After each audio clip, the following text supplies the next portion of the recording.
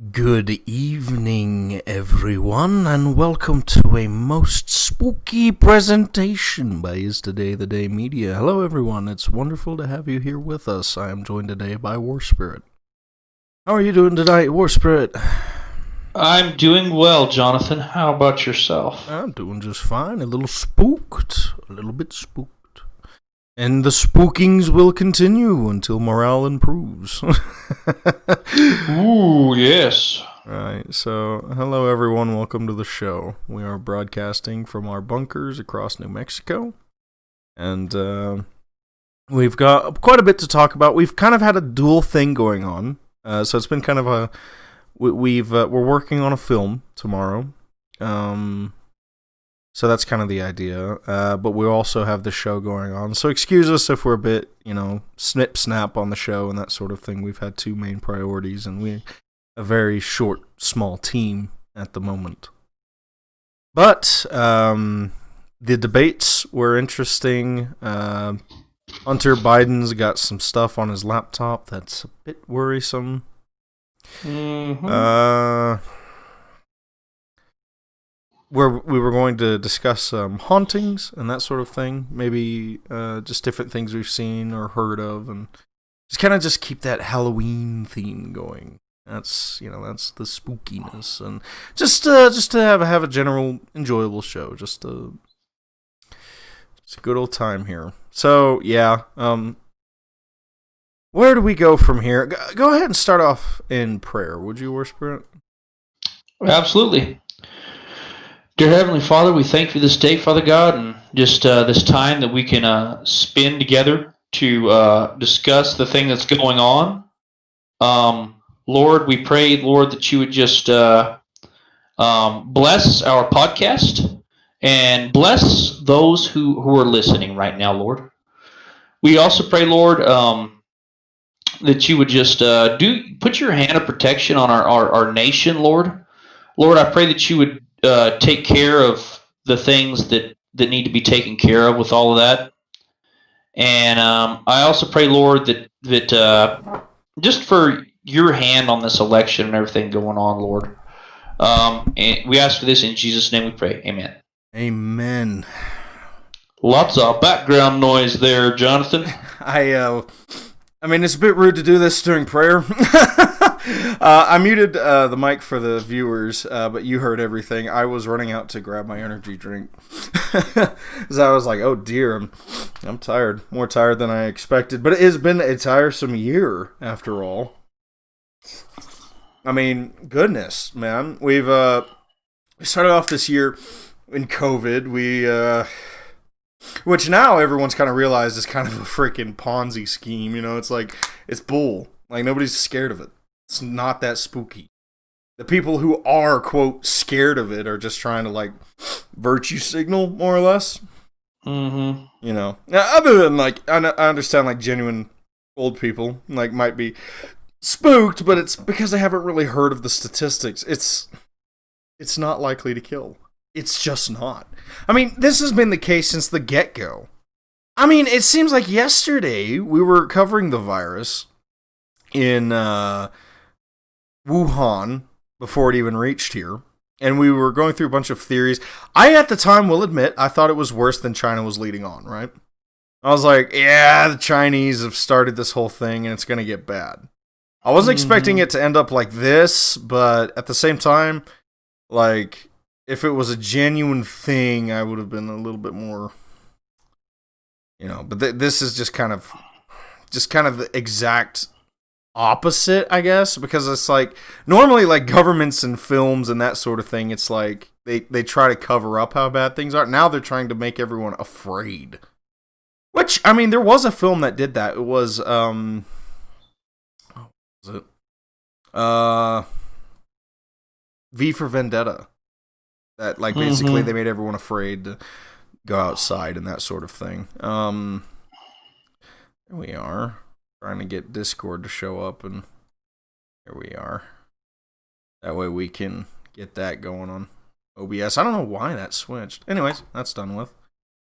That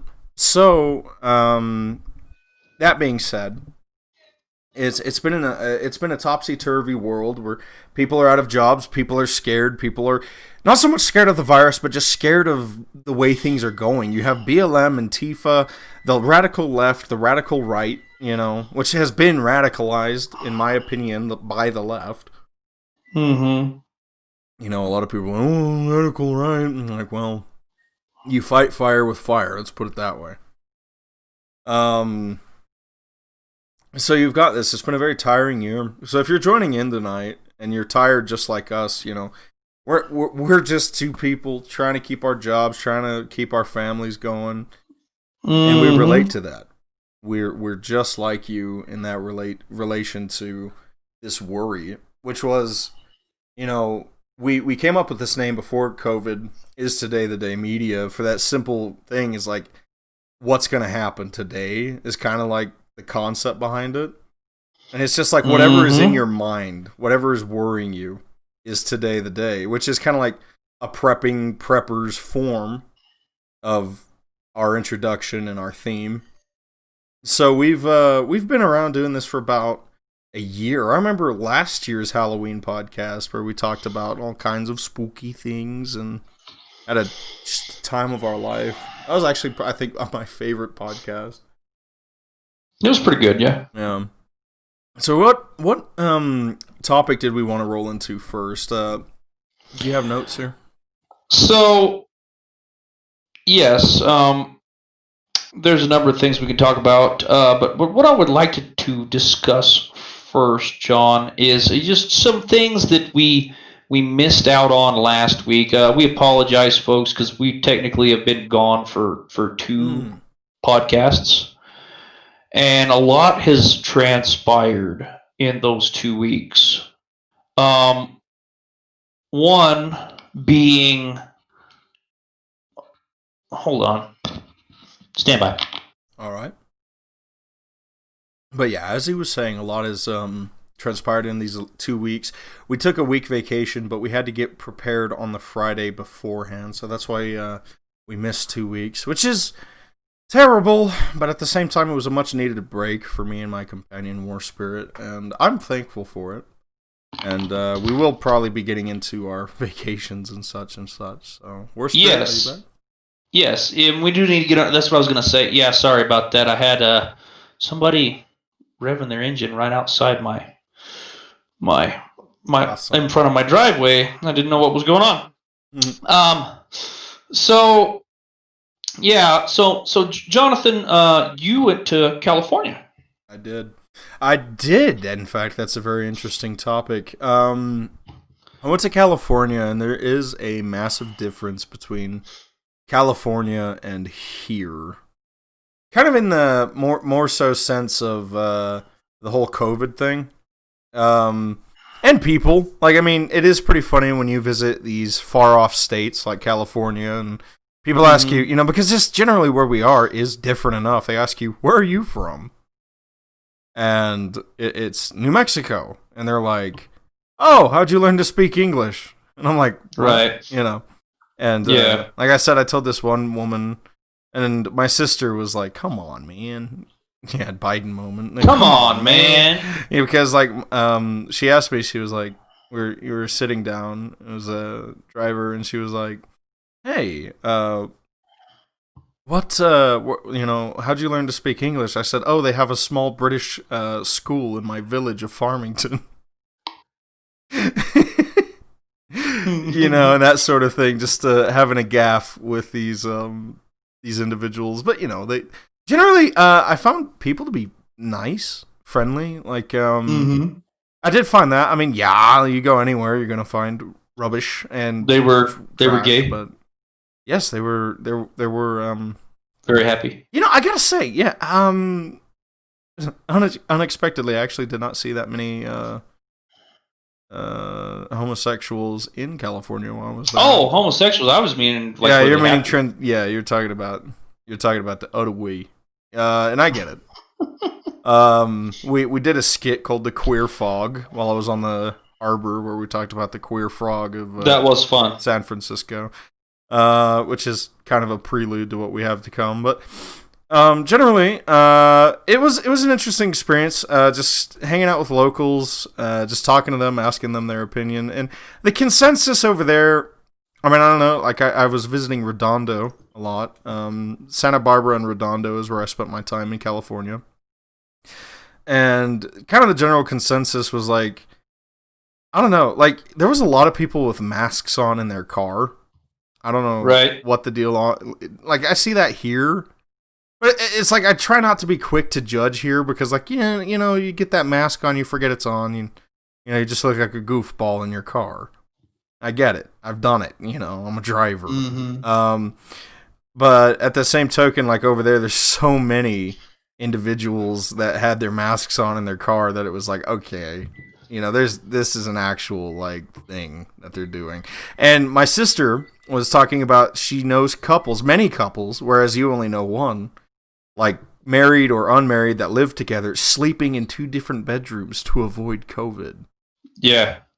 That is absolutely bizarre to me. Like, I mean, I'm all for being safe, right? I'm all for, like, like a private business tells me, wear a mask, please. Okay, I'll do it. If I want to buy their product, I'll obey their rules, right? I get that. Mm-hmm. But having this thing where you're freaking sleeping apart from your spouse or significant other because you're scared of a virus is like the most dystopian horror I have ever heard.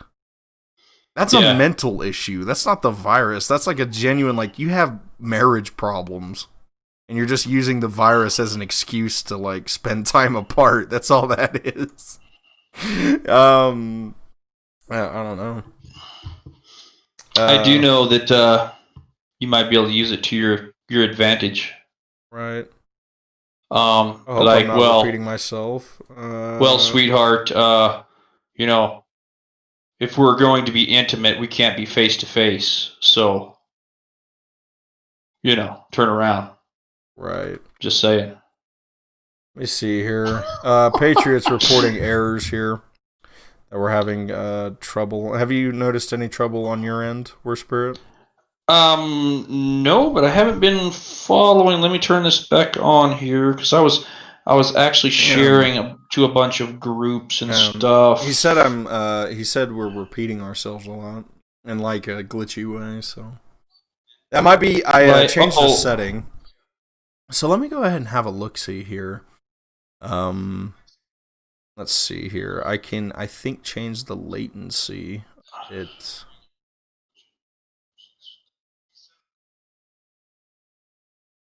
I don't know. What's your verdict there, War Spirit? Are we having technical difficulties? There's a lag, but I'm hearing it right fine. here. It sounds I understand. fine. Yeah, that's just latency. That's fine. Perhaps it's just a phone glitch on Patriots end. If you're tuning in, I noticed some new viewers have come along. If you're tuning in, feel free to take part in our live chat to our right, as we were talking about the reason we left our last 2 podcasts for the last 2 weeks was vacation. Now, War Spirit, my trip to California was luckily uneventful. I'm glad that the great big Teotihuacan didn't happen while I was there. That would have blown monkey balls. So, how about you? You hunted for a critter. Yeah. So, I took a week and because I drew for muzzleloader elk in Unit 2. That's around this area, Farmington slash it goes Unit 2 goes into La Plata County. Also, Unit 2 is a big unit, and so mainly I voted down in La Plata County, down Largo, and into the forest and stuff. And so the first day was very uneventful. We went up to the forest, didn't see a lot of animals.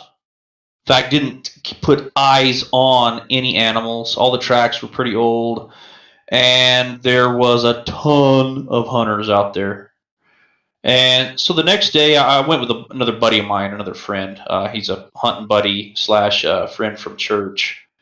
And next day, I told him, I was like, look, I'm gonna take you somewhere where I know there's elk. It doesn't look like there's elk there because most people in their minds, when they think of elk habitat, what do you think of, Jonathan? An elk habitat? Sorry, my mic came disconnected for a moment, but I think I fixed it. Can you hear me all right, Worship Brent? I can hear you. When I think of an elk habitat, of course, I think of a forest or a wintry forest at that, but lakes, that sort of thing. You know? Okay, so to see an elk out in the middle of a desert, actually. you wouldn't. Hello, what was that? Sorry, or an open field at that. Okay, so when you think of a desert, you really don't think of elk, right? Yeah, not generally, no. Exactly. Well, neither do other people. So, tip for you guys out there in Unit 2. Hey, you might want to keep that to yourself. No, it's okay. It's all right. I'm not going to tell them exactly where. I'm just going to tell them what to look for. All right. In a desert elk habitat, water is very, very, very important. And ranchers have stock tanks out there. And it's just a matter of finding which one still has rainwater in it. That is a huge, huge tip for you hunters out there. When you're hunting in an arid environment for elk, because they have to go to that water eventually. Truly. Which is a handy prepping tip at that. And remember this, yes, ladies and gentlemen, animals can actually smell water. And we can too, but yes, it's a bit, they smell it a bit more off. You know? and I've actually used that to find ponds before. If you find an elk trail, or just a game trail rather, and it's been stomped to death in one direction, chances are that one direction is either where they were bedded down or where the water is. Right. You got a 50-50 chance. And so follow animals. Especially in arid regions where we live, if you follow the animals, they know where the water is. And I found it's a very interesting thing that the BLM does. And I don't know if all of you know this, but they actually make what's called habitat improvement ponds. And basically it's a metal tank, and it looks like an upside down umbrella. And it's made to catch all the water, and it goes into this tank, and then it goes through this pipe, and it makes a little pool with a float on it. And so that way deer and elk and stuff can go up there and drink. And usually these things are in the middle of nowhere. And so you got to walk a long ways to get to them. So most people don't know they're there. And so if you can find those, they're useful. Yeah. Like John said, in a survival situation. But getting back to my hunt real quick. So second day, we was driving out where I knew an area where there was some different ponds and some there's activity sometimes out there. Not always, but sometimes. And I was so fixated at getting to the area that we was going to hunt. Halfway there, my buddy points out the window and says, "Look right there." And sure enough, there's a herd of elk. And so stop the truck, and just so you guys know, you're not supposed to shoot out of a vehicle. So I got out of the truck and got off of the road, the legal limit. And by then they were running up the hill, but the bull was running laterally to me. There was only one bull. He was a big boy, big 5x5, but he wasn't running fast. So I'm like, okay, I can hit him. But I was excited, and so all I thought of was put it on his lungs, put it on his lungs. Well, when an animal's moving, you need to put it in front of where you want it to hit, and I didn't do that. Right, nailed him right in the gut. Yeah, I nailed him right in the center of the guts. And ended up tracking him for almost 3 days, and never did find him, unfortunately. Rough that. And that's what you were saying, and you said you really trekked, you really tried, and It's kind of like made me bummed because it's like I'm having this like relaxed vacation. I'm just relaxing, enjoying myself, and you're out here like climbing hills and really just like putting yourself to the maximum test, and I'm just like, I'm sipping martinis and you're like eating goat crap to survive, well, it's very different. Disclaimer. Yeah, I actually looked at my GPS just a few days ago, and I covered over 35 miles on foot. And that's up and down canyons. In fact, I ended up kind of straining the tendons around my knee and kind of hurt my knee. So this week at work's been kind of painful, which brings another deal. So mechanical injuries are a huge thing, especially in a grid down scenario. Protect your joints and don't overdo it in something like that, because if you do and you hurt yourself, now you're immobile. Yeah. Tactically inefficient and immobile. Be careful. Yes. Some of the other things to get into, Hunter Biden, I think, would be an interesting way to. I didn't really have a segue for that, because like. So yeah. So Hunter, this was something interesting that happened with Hunter, and there's a couple things I'm gonna get into, but so Hunter Biden, as many of you well know, is Joe Biden's son.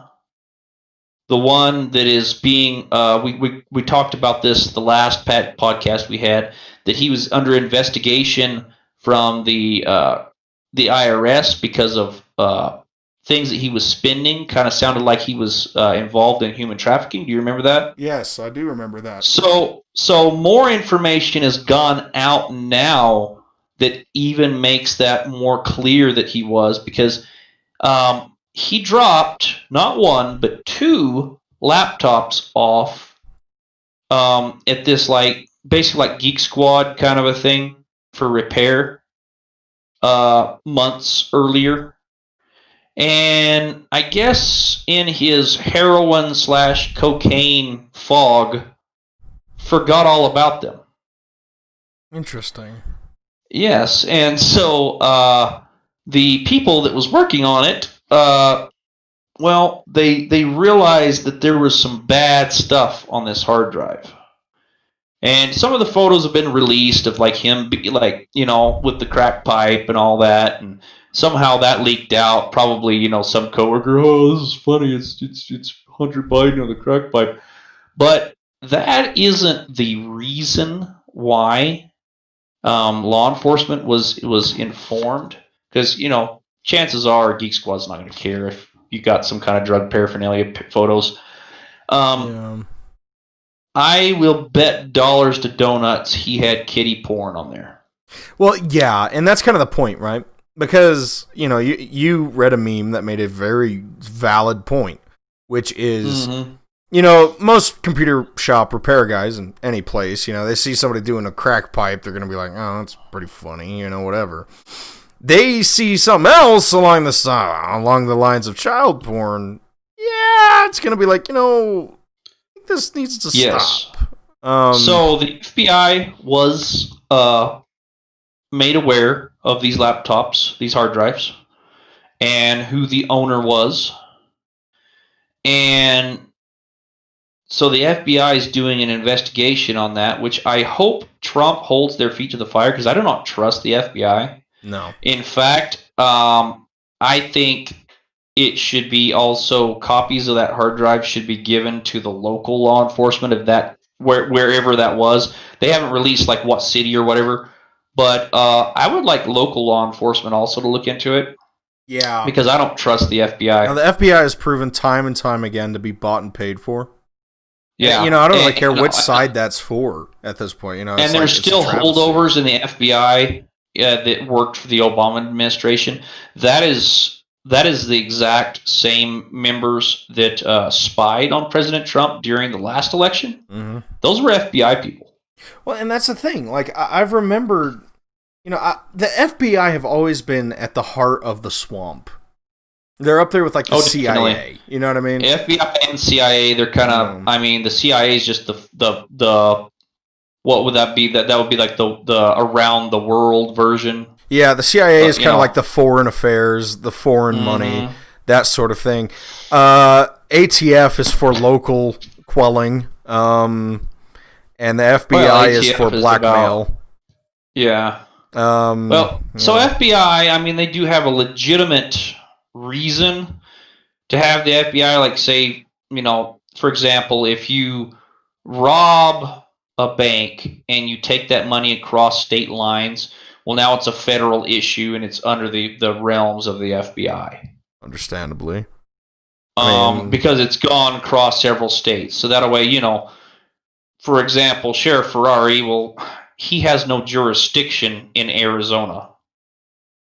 So once it goes across into, like, say, Apache County, which that's our neighboring county in Arizona, he has no jurisdiction there.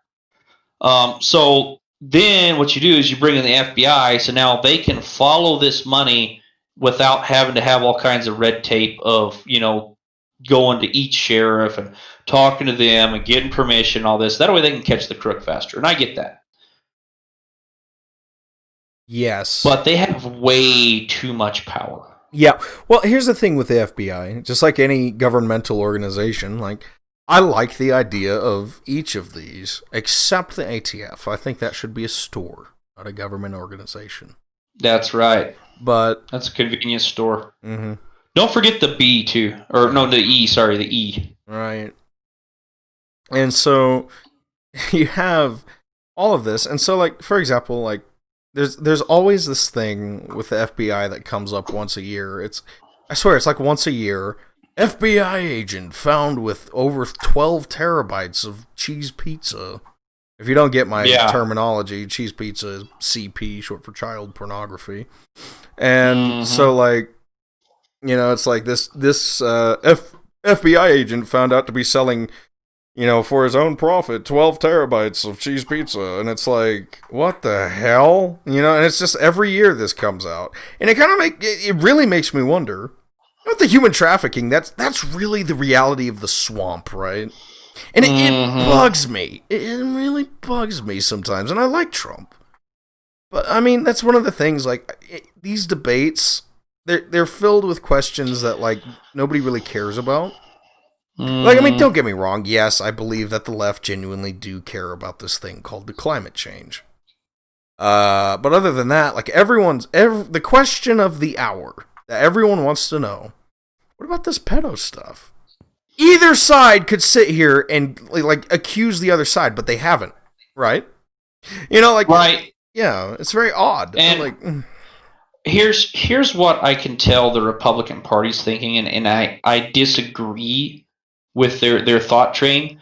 But what they're thinking is that they know it's true. Rather, Trump does. I don't trust all the Republicans either.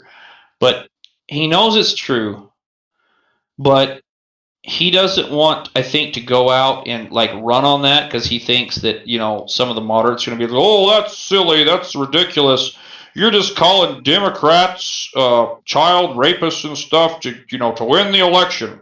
Well, no, we just don't want kids messed with. It's really simple. And that's why I've actually tried to do that on Twitter. In fact, that one lady that I told you about, and I talked about that on a few podcasts ago, when we were actually dealing with the Wayfair stuff. Mm-hmm. And she was like, you can look at her page on Twitter, and she was extremely liberal. And she saw one of my posts. She said, I can't believe that I'm agreeing with an extreme right-winger. Right. And I'm like, well, look, we might have our differences, but we both agree that touching little kids is screwed up. Right. And it's really kind of like the cognitive, like, dissonance factor here, because, for every, Trump sat weirdly with his daughter for a photo shoot, for every one of those, there's like 12 things Biden has done with kids. Yeah, and not just his daughter sitting on his lap, which my kids have sat on my lap. There's nothing There's nothing sexual about that. Your little girls is going to sit on daddy's lap. It's kind of just turning things perverse for no reason. Yeah, but that's like turning it perverse just for their benefit. But when you're a grandfather and you take your grandchild, your this little girl that is little girl. I say 19, but she's a young girl. And you kiss her on the lips repeatedly, right. And that's in front of cameras. Now you're wondering if he'll kiss her on the lips on a camera, what in the world is he doing with her when the cameras aren't on? Right. That's weird. You don't kiss. I don't kiss my kids on the lips. I've always just found that very that's odd. Very odd. Like. Nobody, like, maybe when I was like a little bitty baby, but, like, I really don't know. At all. Like, I have no childhood memories of being kissed on the lips, which is by all means fine. That'd be really weird. Nor do I. Yeah. And that's just one of the things, like, and so, like, besides the point, right, like I was like, talking about these debates, is that, like, we'll get more into the debates, but, like, kind of the precursor to the debate thing, right? That's what I was saying, is, like, I'm so irritated by these questions, and both sides should be. Both sides should be irritated. And because these questions are hollow. It's like things like that we've already moved past, that we're not going to budge on. Healthcare, the left doesn't want it to change, and nothing you can say. Like, literally, it's like each side is just boosting their own morale, which is by all means fine. That's the whole point. But nobody's changing their minds with these questions. Right. Nobody's bothered to explain this healthcare stuff to the swing voters. Nobody's bothered to explain, like, why. Because, like, yes, I get it. The media and, like, the general consensus, which is how the Democrats want it, they want it to be looked at very simply as a simple equation. Oh, well, we want free healthcare. And we want free healthcare for everyone. And that's that. That's all they want, right? And right. So, like, when you look at this, and it's like, well, no, we can't do that, because it's not free. Our taxes will go through the roof. We won't be able to pay for things such as food, in which they'll turn it into a socialized endeavor to have food, which they already kind of have. Mm-hmm. And it's a mess. It's like, instead of being rich, instead of being able to be successful and pay for things by our own, we're being robbed of our riches by a bunch of rich socialists who are robbing us. And that's the thing. It's like, it's like they don't want you to realize that. They just want you to think, oh, cranky, selfish capitalists want you to not have free healthcare. And that's their whole thing. And so, like, but, like, questions outside of the question, right? No pun intended, is I wanted Trump, and this is what I want Trump, and I guess this is what either side would want, is like, yeah, that's great, moderator, I don't really care about that question. I'm going to say what's on the American people's mind. It's not about China. It kind of is, I guess, but China, who cares? Who cares about China? This is about the American election. Why are we asking so many questions about China? I want to know, like, I want Trump to sit there. I want Trump to point at Biden and be like, hey, what's about that whole thing on your son's laptop? And then when it's like, well, we need to move it, I was like, no, I think people deserve to know what's going on with that. And let Biden deny or whatever. Just point it out. Be like, well, how come Hillary Clinton is the forefront of this elite thing with Epstein? What's that all about, Biden? Like, you're friends with Hillary. This whole thing. Like, these are the questions. These are the questions on people's minds. Like, for example, and I know that this is the case, my friend, my coworker, had a hat on that said Epstein didn't kill himself. It's a funny hat. And he's wearing this, and someone asks him, I kid you not, oh, are you one of those Trump supporters? And it's like, what? Right? It was just kind of like a dead giveaway, in my opinion. Right. But it's very funny that, like, an Epstein didn't kill himself hat made a Democrat angry. It's I guess they may be sick of being accused of it, but nobody has bothered to ask this question, and I can't help but wonder, well, how, what strategic timing is this? If Trump is not involved with this deep swamp, and his objective is to drain it, I'm not seeing much of an attack here. And I can't tell if that's timing.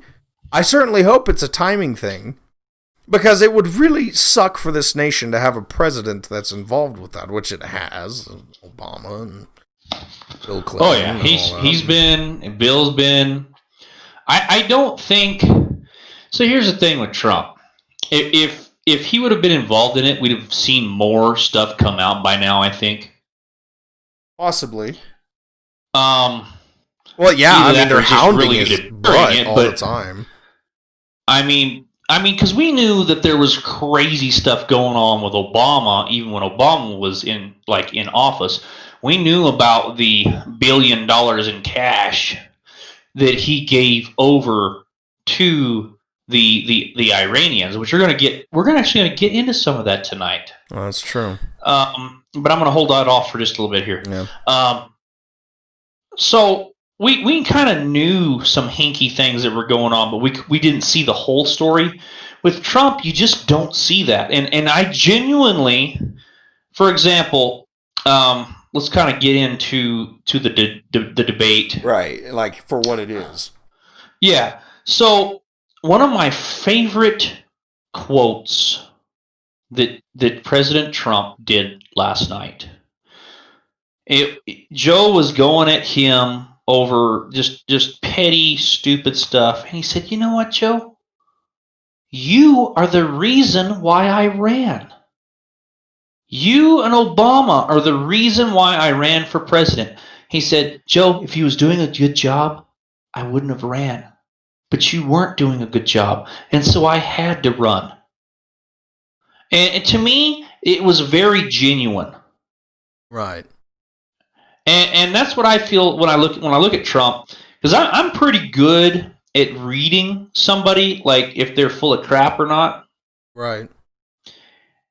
And when I look at Trump, I truly do. Sometimes he's an ass, and I get that. And I see that, right? Like I see the kind of rambunctious loose cannon side of him, but at no point do I see a snarling, vicious evil that I see from the left, like Kamala Harris, for example. This vicious, connivingism. I don't see connivingism. I mean, I do see he is very narcissistic. Yeah. But I don't see him. He truly cares about this country. And that showed right there in the quote that he said. He said, "Because if he was doing a good job, I wouldn't have done it." Why is a billionaire? Would you give up making more billions? Because he gave all the business stuff to his kids. He doesn't own any of that stuff now. Yeah, no. Okay? No.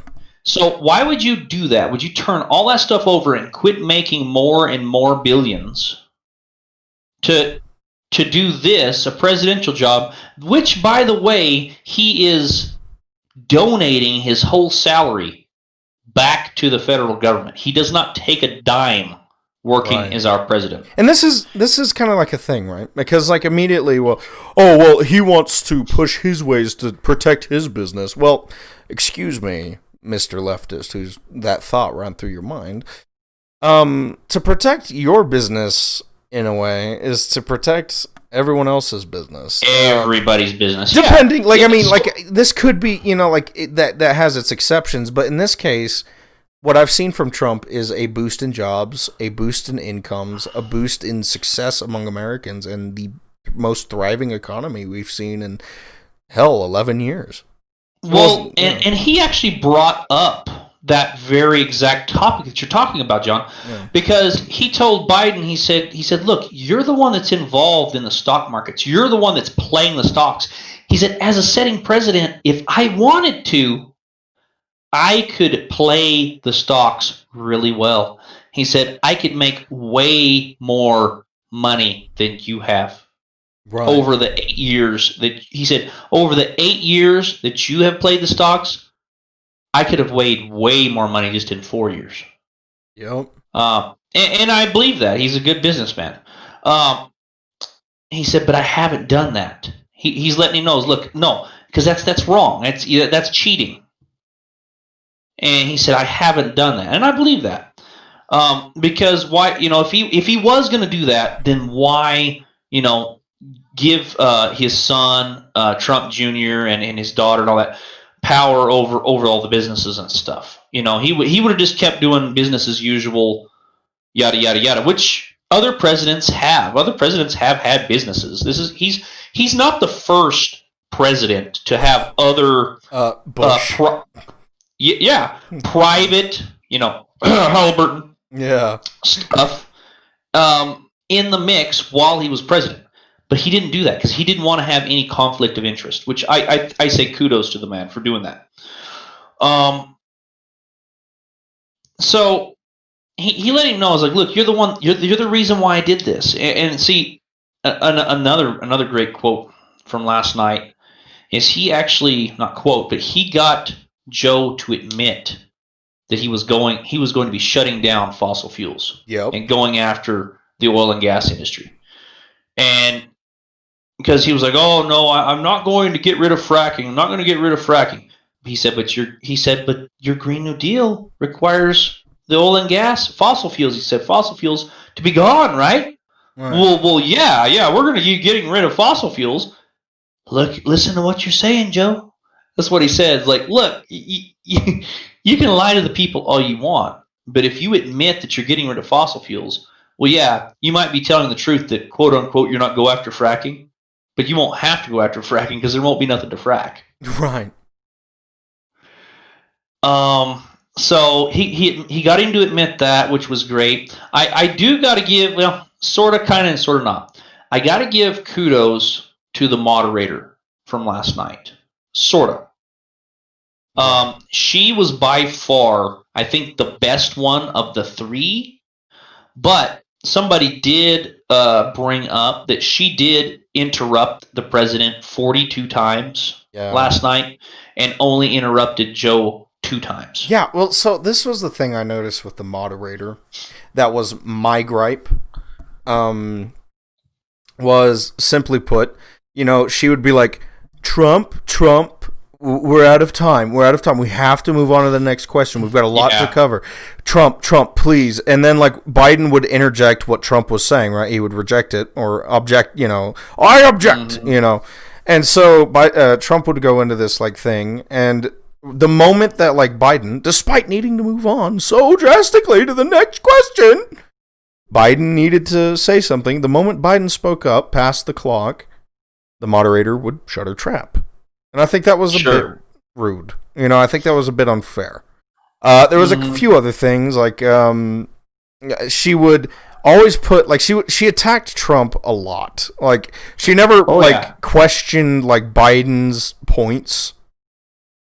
She, like, because, like, Trump would be like, we're gonna have a cure in, like, weeks, and she would be like, "Oh, what kind of cure? You gonna get a cure?" And it was just like, "Can you guarantee that?" Because she said, "Can you guarantee it's gonna be in just a few weeks?" Like, but it was always like this thing where she would interrupt him for, like, no reason, like he's not even finished speaking, and like, I mean, goodness, I don't think any has been as bad as Chris Wallace. Good God. No, and that's why I say I do got to give her kudos, because I think she has been she's still a liberal witch. Yeah, she's biased as all hell, but she's been the best of the three, and Trump even thanked her for that. He said, "You have done very good tonight," and I appreciate it. Let's give like her another benefit of the doubt, right? Well, if you didn't notice, both sides were far tamer than they were the first time at it. And I think that's because they listened to their contingency, right? Well, they saw themselves on TV, and they're like, I'm not helping anything. I'm not helping anybody. Because everybody was like, I'm not making anybody decide one way or the other. And this was a very heated debate, I will say that. Like, it was very clear that Biden was angry from the get-go. And, like, there was a few quotes that I'd like to point out that I noted down. If I heard correctly, there was a bit where, Biden was, like, it was something, again, like, America has moved past this. We figured it out. It's the whole Trump versus Biden on the Mexican children in cages, right? Yes. So, like, I love Trump's objection. It was very solid. Who built the cages, Joe? Yeah. Who built those cages? Who built the cages? Who started this? Who left me with this mess? This was you. And so, like, that's very solid. That's very honest, and that checks out. that there is no objecting, denying the Obama administration is responsible for kids in cages. Right. Granted, though, I am for this system, and I know a lot of people, it's a monster. These children, and this was something I wish Trump would have more pointed out, more than just like cartels and that sort of thing. A lot of these children are being trafficked. They separated them from the adults for a reason, because you can't just that's a parent. You can't just do that. Now this is just the suffering of any government group, right? They suck, right? The government funded programs suck, and I don't expect the president or any other, so I kind of get the concept of like, well, maybe we should just let these kids out of their cage, but I don't want these kids being harmed. They're safe where they are is the thing, right? They're with other kids. They're not with a bunch of adults. They're with certified American individuals that are trying their best to figure out the situation. And this has put a stop to like anybody who's caught with a child that might be a human trafficker coming in from Mexico has been, if they've been caught, then that's an end of that. And I think that's something that I wish, again, I wish the president would have said that. But he made a very interesting thing, and I would consider it, as much as I wanted to say what an absolute, like, ballsy thing to say, Biden, like, kept going at him, like, this is your fault, you're a monster, you put kids in cages, rah, rah, rah. Trump just was like, all right, yeah, fine, good. And that was his, like, final word on it. Like, it was literally, quote, good. Period. And I just kind of like cracked up. I was like, well, I was like, I know that I get Trump was angry in the spur of the moment and was just kind of like, hey, you know what, go off. That was kind of what that was. But at the same time, I was kind of like, I don't know. Now the leftists are going to use that as ammunition. Oh, see, he likes this, But I did like the whole, I think was one of the more prominent deals is like, who built the cages, Joe? I really liked that bit. Yeah. And that was kind of my interjection there. Another quote was Biden. Well, let me give this context and give Biden, like, I guess, the benefit of a doubt, right? There was a bit where Trump said, I have been the most, like, racially, aware president of, like, like, helping out different minorities and that sort of thing since Abraham Lincoln. Yes. He said that, and, and that was good. He's not trying to, like, I'm better than Abraham Lincoln. He avoided that. And he was like, listen, I'm not trying to compare myself to that hero. But he went on, and he's like, I've done more for minorities than your administration did in 8 years, Biden. And so he goes on, and anyways, like, this is much later in the debate. I mean, like, much later. Biden sits there, puts his hand up when it's his time to talk. Abraham Lincoln here is the most racist president that, in our history. It's like, that's very dumb. Just right off the bat, like, it's like, oh, wow, well, careful, that KKK side's coming out, Mr. Former Vice President, Democrat. And I was about to say, like, most racist, I was about to say, it's like, Andrew Jackson, anyone really want to... I mean, I don't know about you, like, yeah, even if Trump, like, is racist or xenophobic, I don't think he's killed, like, millions of Native Americans and, like, herded people into apartheids, you know what I mean? I don't really see that from Trump. I know, like, he's supposedly... You didn't see that commercial? No, he's supposed to be, like, literally Hitler, I guess, right? Cheeto Man Hitler? But I don't know, like...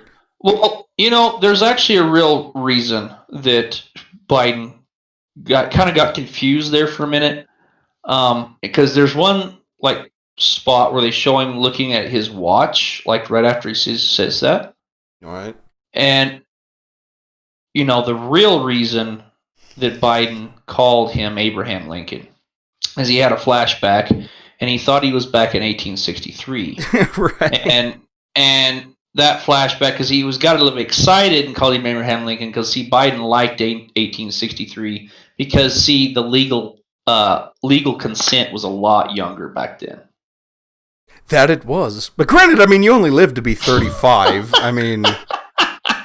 You know, like if like I really hate to demonize like the past like that, but I get the joke. It's funny, but like I sit back, it's like I don't know, like I might as well get married at 15 to another 16-year-old, and you know, because you're only going to get to live to be 35. You know, you're already having your midlife crisis at 12.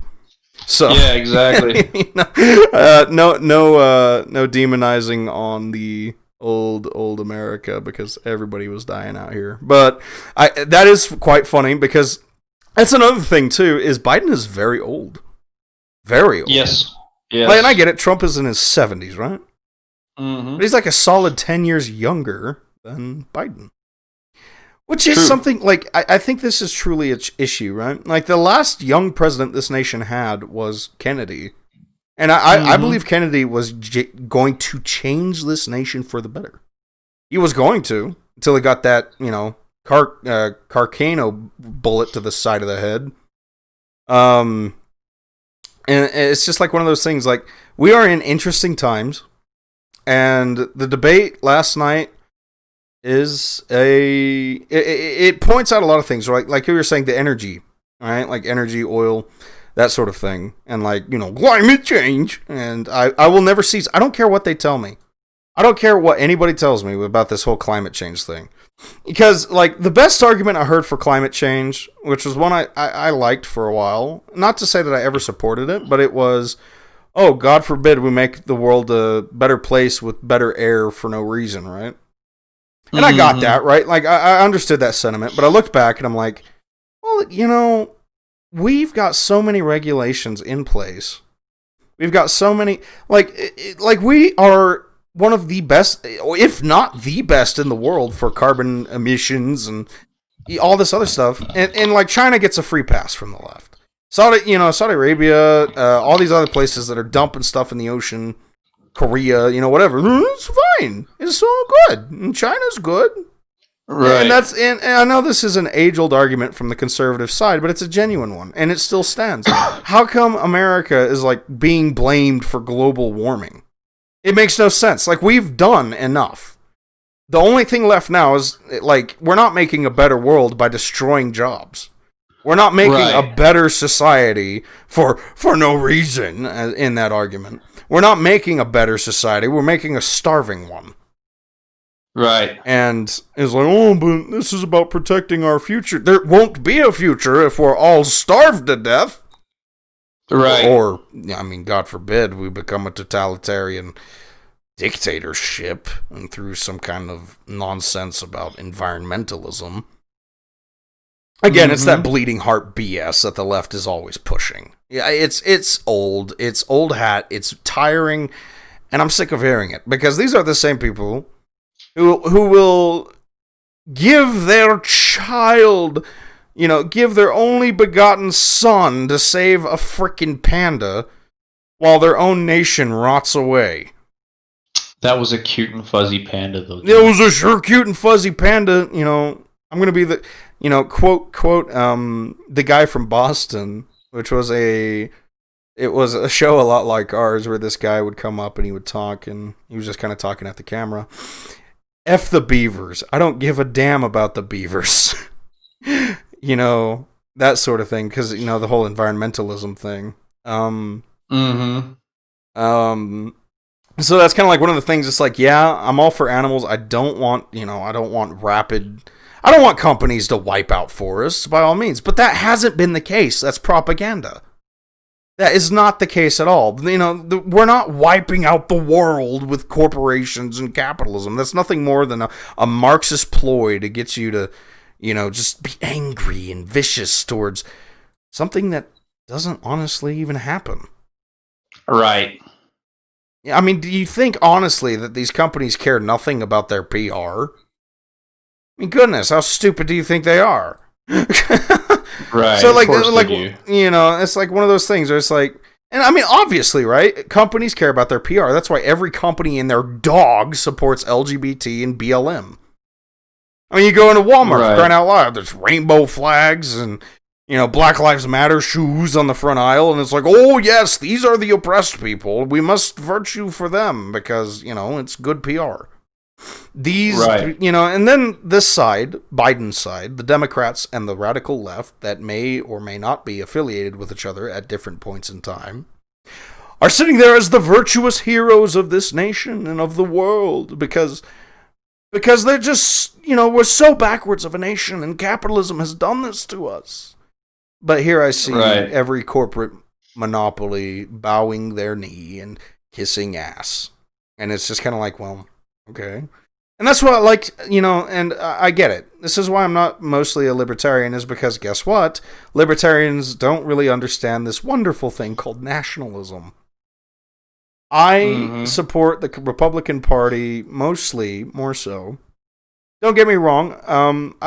If Republicans push for more taxes, I hate that. And that's why I kind of hate the party system entirely. That's why I like the libertarians, is because they're kind of thinking outside the box here with common sense. But the main issue that I have is we must have nationalism. That's why, like, when Trump started attacking China, right? And, like, putting these sanctions on, I was like, you know what? Because, like, a lot of libertarians were angry. It's like, oh, it's none of his business what companies do. And I get that sentiment, right? I don't want the government to control every aspect and every walk of life a business has, no matter what side is in charge. But I don't like the idea of American companies giving their interests and their funding out to China. Like giving American jobs and that sort of thing out to someone else. It's that same thing we saw on the reservation, where he hired Chinamen to make money, to make profit, to have a job and feed their family, yet rejected the Native Americans of the area. That's sickening. Right. And it's the very thing that has happened in this nation. And so, like, Trump, that's why I support Trump more than any libertarian candidate, because I, myself, am a proud patriot. I don't really much care what other countries think of me. That's their business.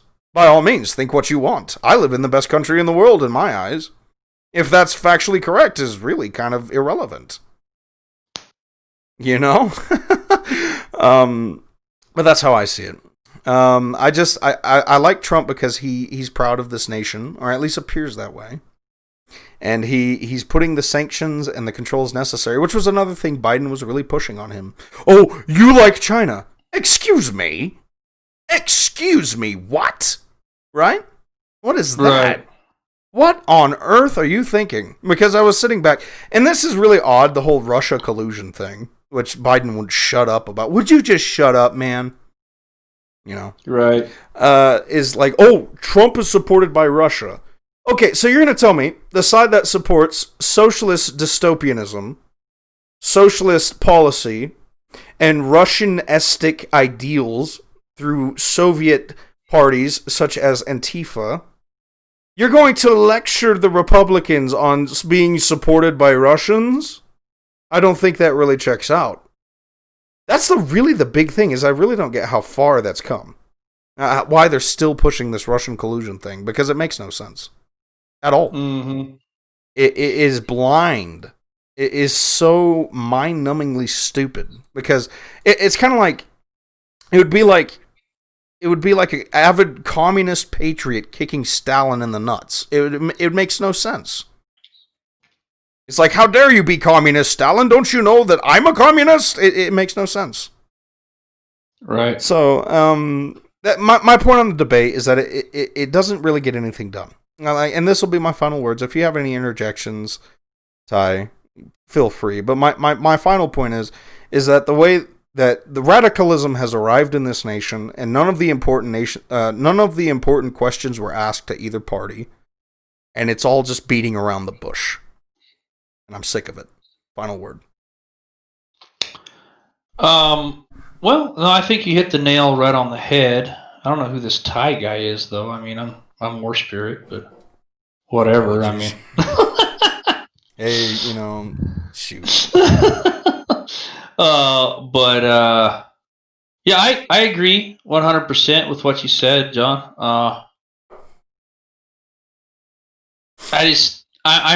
I'm just tired of it. I'm sick of the whole deal.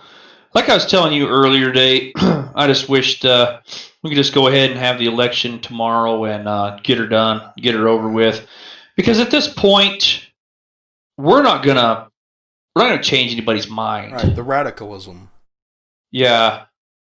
And so because of us not being able to change anyone's mind, I say let's just get it done. Yeah, because I'm sick of talking about it.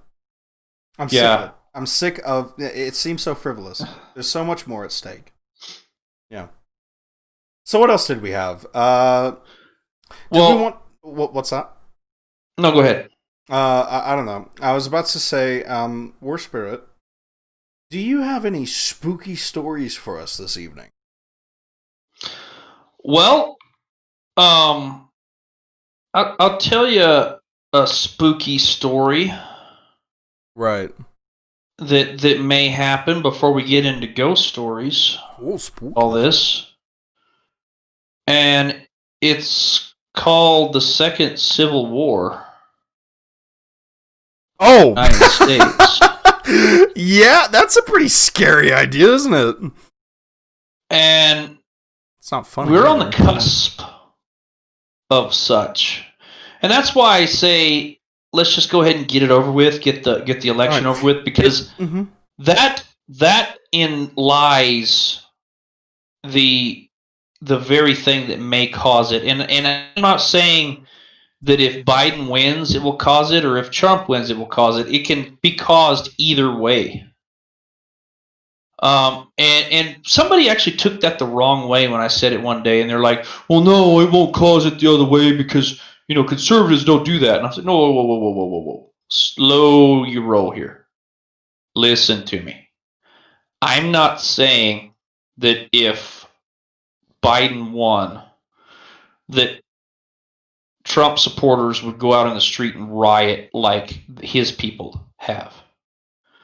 What I'm saying is when, and let's go back to World War II, when Adolf Hitler won his basically prime ministership or whatever you want to call it, he didn't call off his brown shirts. They continued to do all of the horrible, violent things that they were doing while he was being elected. Terrorize. And yes, and Antifa and BLM are Biden's brown shirts. Yep.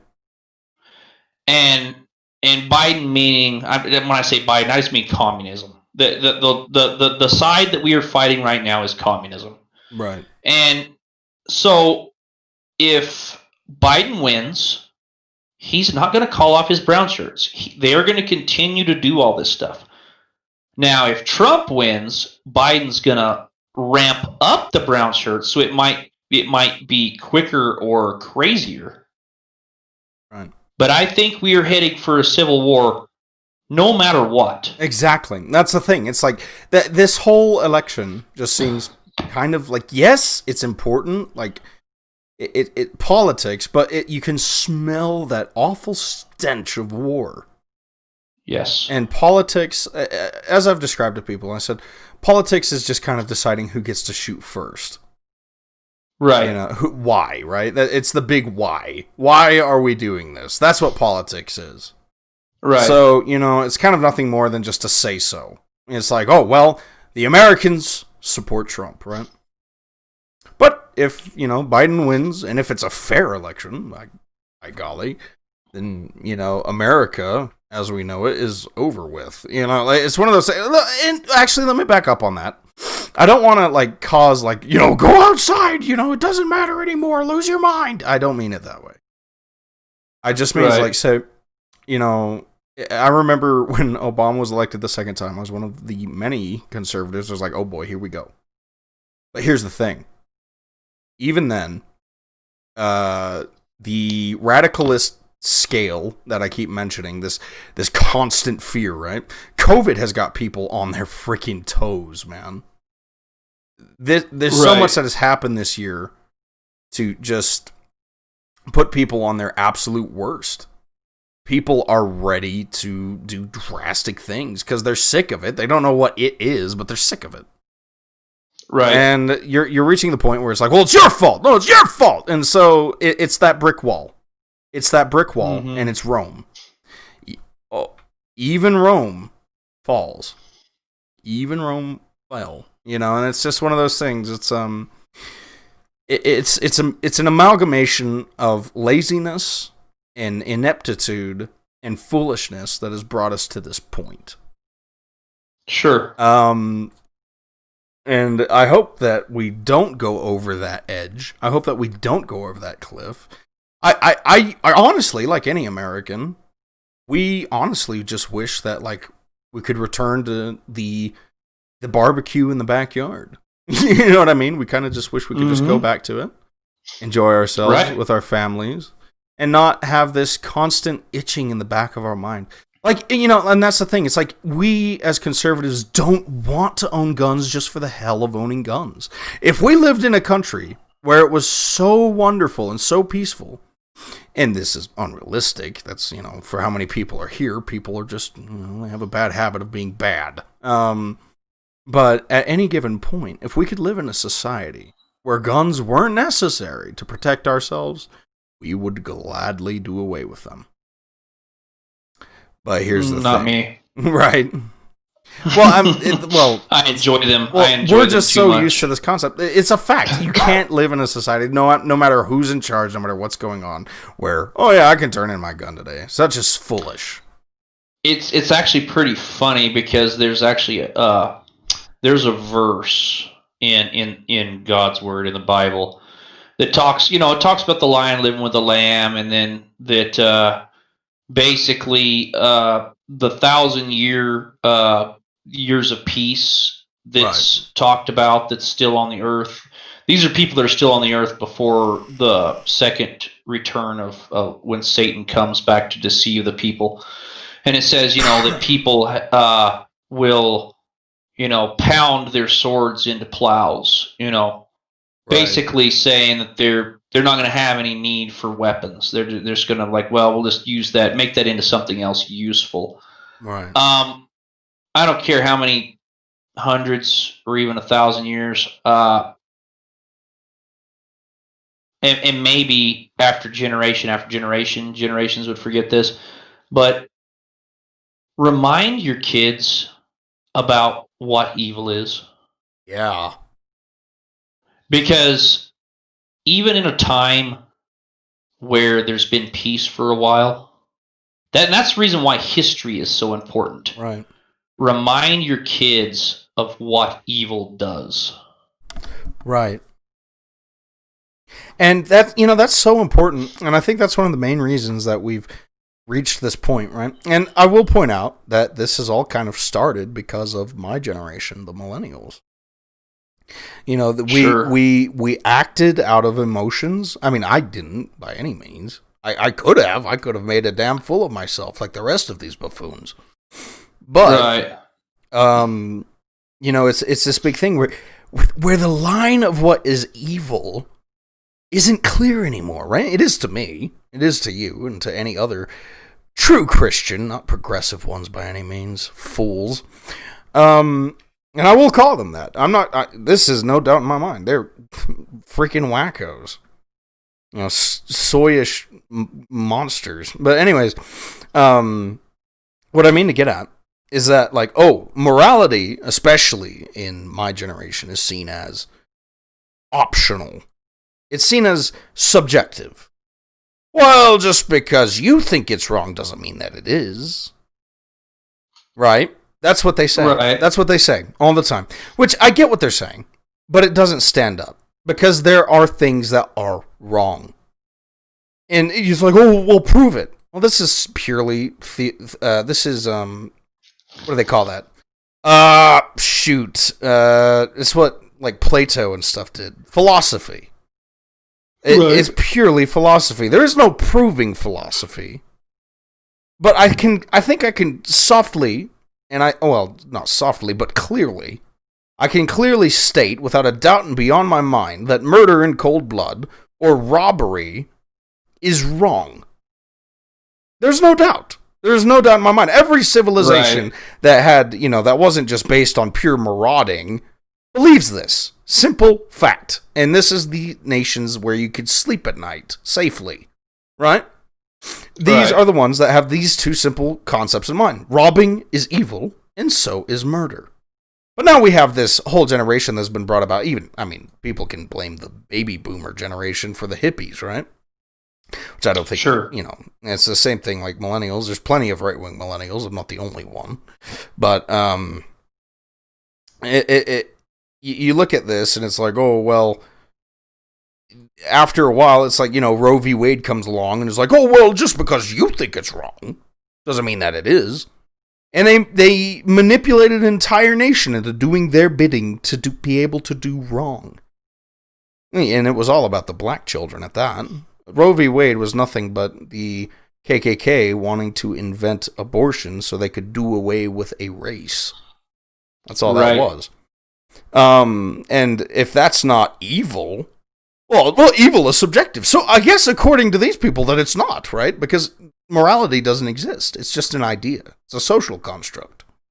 So the KKK, in these people's eyes, they won't admit this, because then they go like, well, that's wrong. That's evil. The KKK is evil, right? Oh, no. You can't say that. Because you believe that morality is subjective. Then, in that case, you have no ground to speak. And I think that's the main thing that has brought us to this radical Civil War mentality, is that we're so lost on wrong and right on a massive scale that we can't even, hell, Yuri Bezmenov pointed that out. You show black and white to these people, and they can't differentiate between black or white, right and wrong, left or right. So that's where we're at. We have an entire generation that has been growing for years on end since the late 60s to undermine this nation and its morality that has made it so great. Right. And so, yes, the Civil War. And I hope that doesn't come. I really don't. I don't want that. Yeah, nobody does, right? Unless they're a sociopath or just generally bored with life, I guess. But I quite like my life. Yes, there's improvements, but it's not like I'll be able to make those improvements in a civil war. It just goes downhill from there. Right. Unless, like, a society is built to where I can safely live and build a life that I would like. But that's years off. And the way things are going in a civil war, I might not even make it. That's not something any sane man should look forward to, outside of jokes. I'm all for the warrior jokes and stuff, like, we're going to be, whatever, just whatever, I get it. But at the same time, in all seriousness, we don't want this to happen.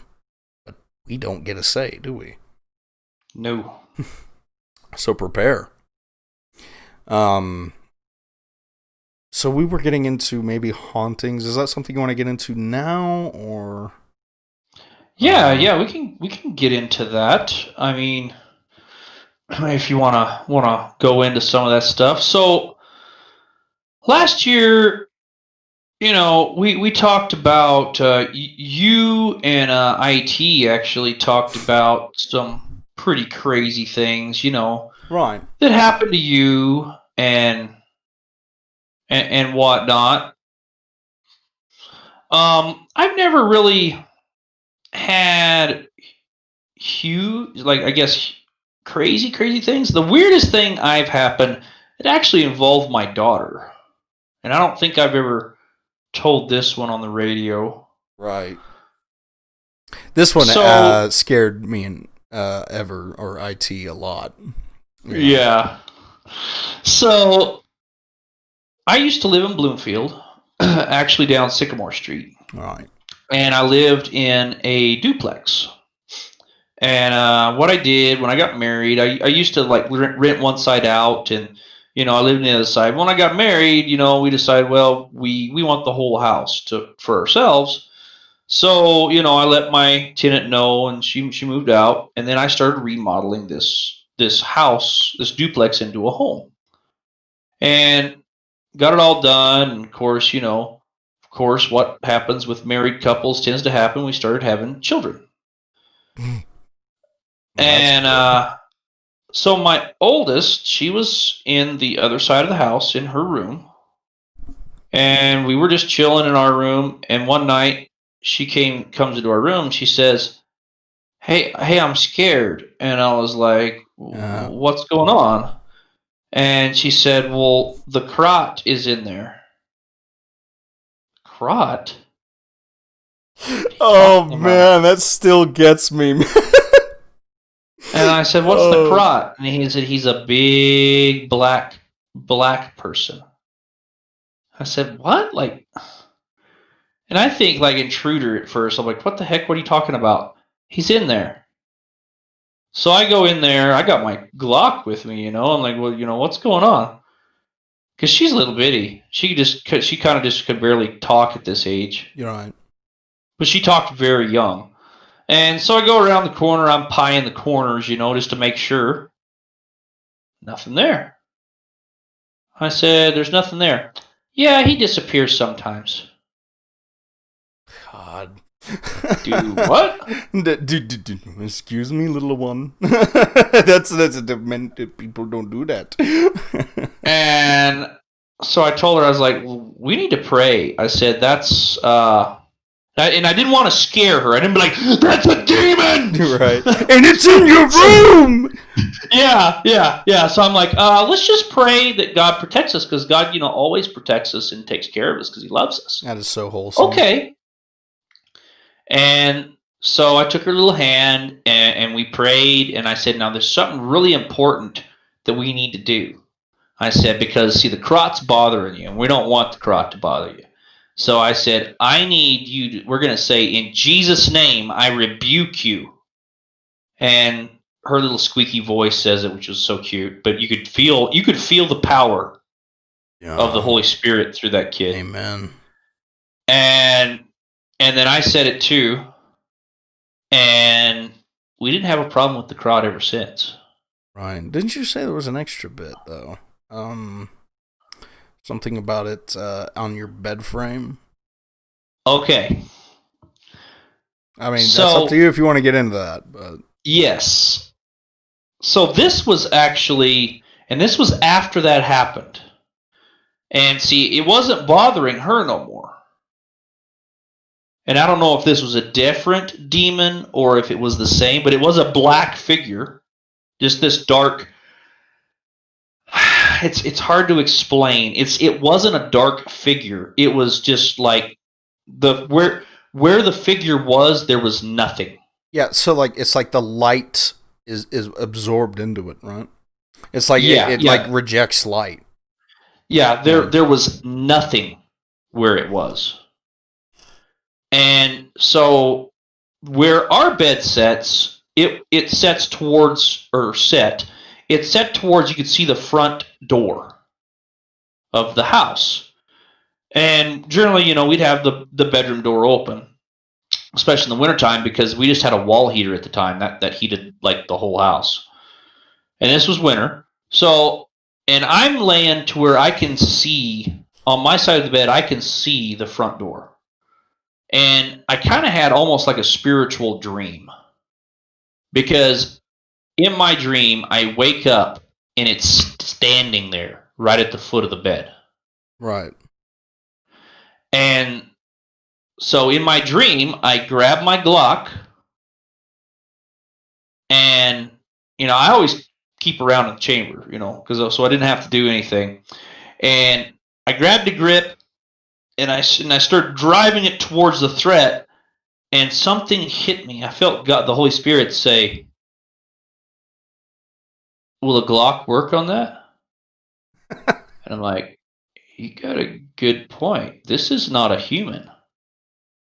And I remember, like, in my dream, it felt like this took a really long time to compute all this. Like it was in slow motion. And so I remember lowering the Glock. I still had it in my hand, but I lowered it down to like low ready. And I yelled, "In Jesus' name, I rebuke you, leave!" And it disappeared. And the minute it disappeared, I woke up in my bed. I was setting up, and I had my Glock in my hand. Goodness. So it was a dream, and it wasn't a dream. Right. Kind of a spiritual happening, rather. Yes, exactly. Right. And, I know I've told you, and I'll kind of go into detail. Speaking of, like, dreams, this is kind of the transition. I've had some of the most horrific dreams that, I could imagine. And I know that you're not, like, you're not very big on dreaming yourself. Like, this is not a common thing for you at all. You don't dream. Like, yes, no, I don't. And it's like, unfortunately, fortunately. Yeah. And so, like, it's one of those things, like, I have plenty of good dreams, but I also have plenty of bad dreams. And it just kind of makes me wonder. Like, I've never really had dreams about, like, hauntings or demons or anything like that. I've had dreams of going to hell. I've had dreams of going to heaven. Did I, and this is kind of maybe unrelated, but did I ever tell you about the dream of me going to hell or spirit? No. Please tell me about that. It's a bit funny, but it was all horrifying all the same. Because I remember it's like I died, right? I died. I went up to heaven, and there was this court, and it was kind of a quick shot. It was like, oh, we're not even going to bother with this one. And it's like, yes, this one's just guilty. The blood doesn't cover him.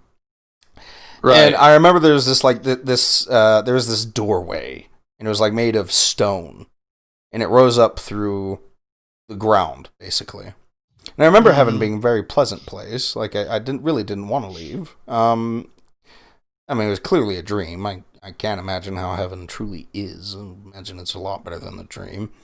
But there was this thing, and I was standing at the door, and the angels were like, "Come on, man!" Like this angel had like a long spear. He was very tall, and he had this long spear. He said, "Come on, man." Yeah, he was like, "Well, come on, then, go." Come on, man. Yeah, he was like, "Come on, go on, go." And I was like, "What do you mean?" He's like, "Go," and he like poked me with his spear, and I started walking. I was like, "Okay." And it's not like I can put up a fist fight against an angel. It's not really gonna happen. Yeah. So I'm like, all right, So I start walking down this staircase, and I get down to the bottom, and it turns into this like office, like an office lunchroom. Oh. Yeah, like an office lunchroom. There is a safe door, like a bank vault looking thing, off to the left. A bank door, and one of my coworkers I know in life, I don't remember his name, is sitting there in this waiting room. There's like a cooler and like water, and we're all just kind of chilling there.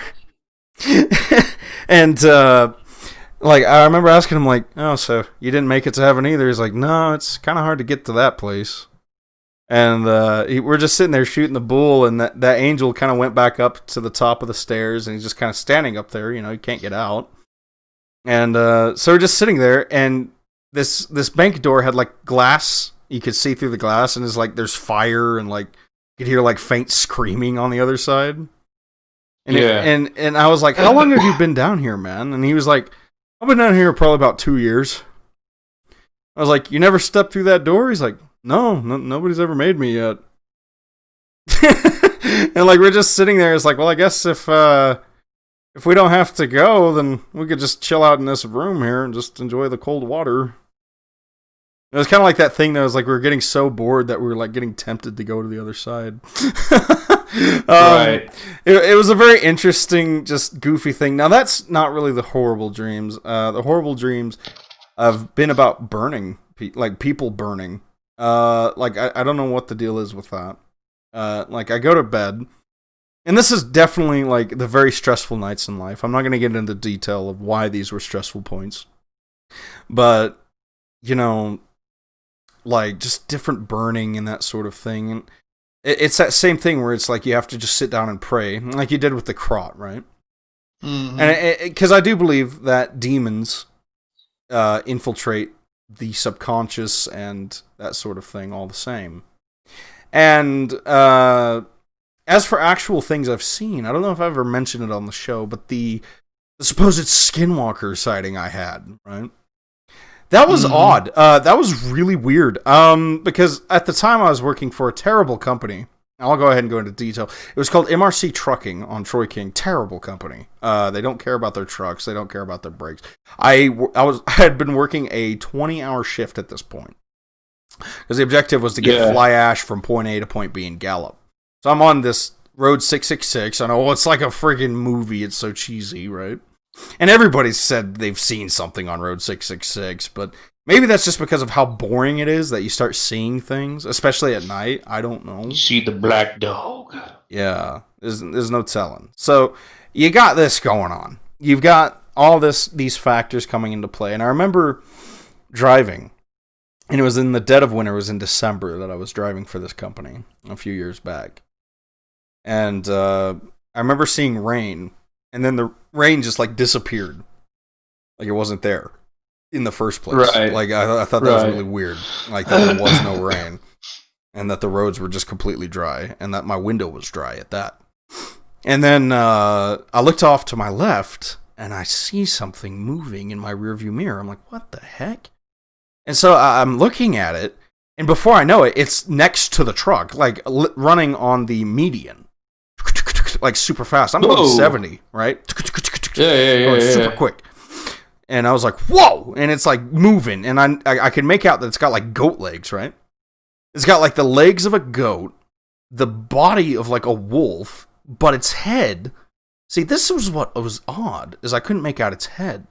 It was like blurred. It was like blurred out. Like it was constant. It's like if there was a cloud in front of it swarming, and many particles is how I would describe it. And as I was about to say something, it jumped across the front of the truck, and then it was gone. And I had a native in my passenger seat, a very traditional native, an older gentleman. He was teaching me, kind of the ropes of the company at the time. And I asked him, I said, did you see that?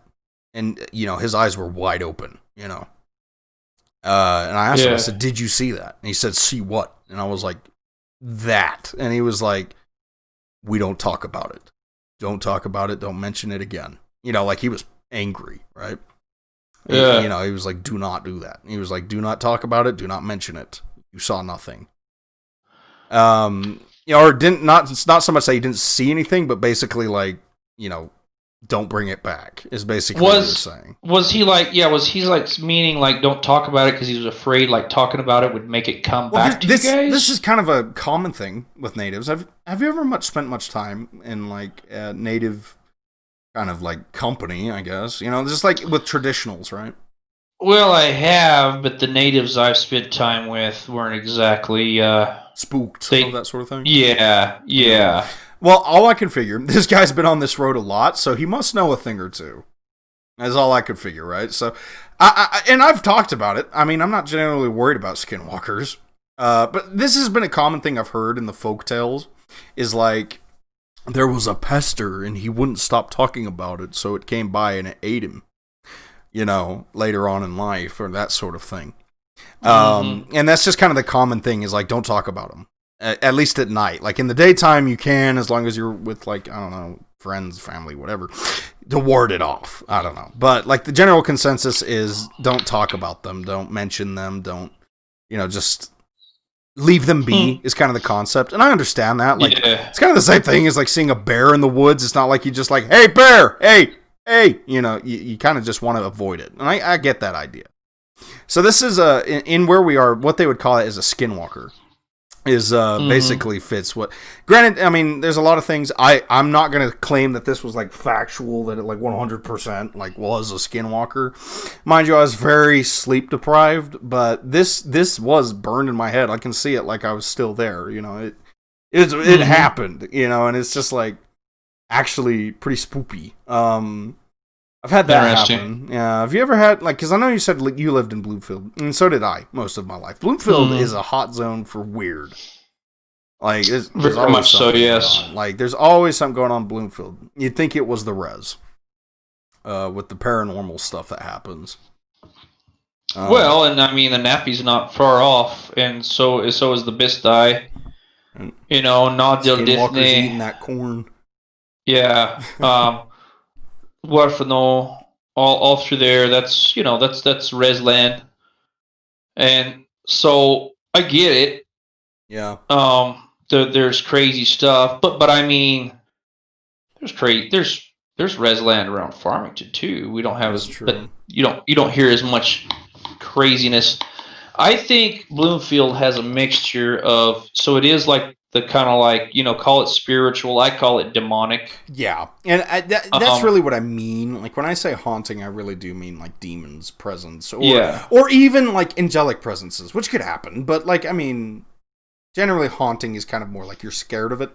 Angels kind of make themselves like known, like their first objective is to be like, be not afraid. So Yeah, exactly. Yeah. Well, and see, demons, and that's not the first. Those 2 times I told you about the crot that my daughter dealt with, and then and then the other thing. That's not the only time we've had things happen in Bloomfield. And it's funny that you mentioned that. We haven't really had anything like that happen here, where I'm living currently in Farmington. All right. So, yeah, definitely there's some weird goings on in Bloomfield. Because also another time at the same place in the house, we're just, dead asleep. And it's right before a church service was going to happen the next day for kids' church. And we hear something land on our house. Like on our roof. In there. Yep. Boom. What the heck? And then I hear walking on the roof. What in the world? And I just woke up and all I hear is somebody walking on a roof. I'm not thinking demon. I'm thinking like burglar. You're right. And so I grabbed my pump shotgun with a flashlight on it. And I slowly open the door real quiet. And then I kind of run out and then like pointed at the roof and I like got the light on and I'm scanning the roof, scanning. And I don't see nothing. So then I'm like, oh crap, using my peripheral, I was like, well, did I focus, because the front door's open. I'm like, oh my gosh, did I let something inside? Right. So I run back inside and I clear the house. Nothing. By now I got the door shut back and bolted. Got the house cleared. And all of a sudden I hear walking on the roof again. And it hits me. I'm like, we got a church service the next day. We're planning on, we know that there's a bunch of kids, like new kids coming that hadn't ever heard the message of Jesus before. Mm-hmm. Or rather, not the way me and my wife, as far as taught kids church and tried to reach kids with Jesus. And so it hits me. Oh, the enemy's trying to keep me awake and try to keep me all flustered so I don't get rest. And when it come to that realization again, and it's funny because this has happened twice to where the Ephesians 6 comes out where it says our battle is not against flesh and blood. Because my weapons that I use against people aren't going to work. Right. On demonic forces.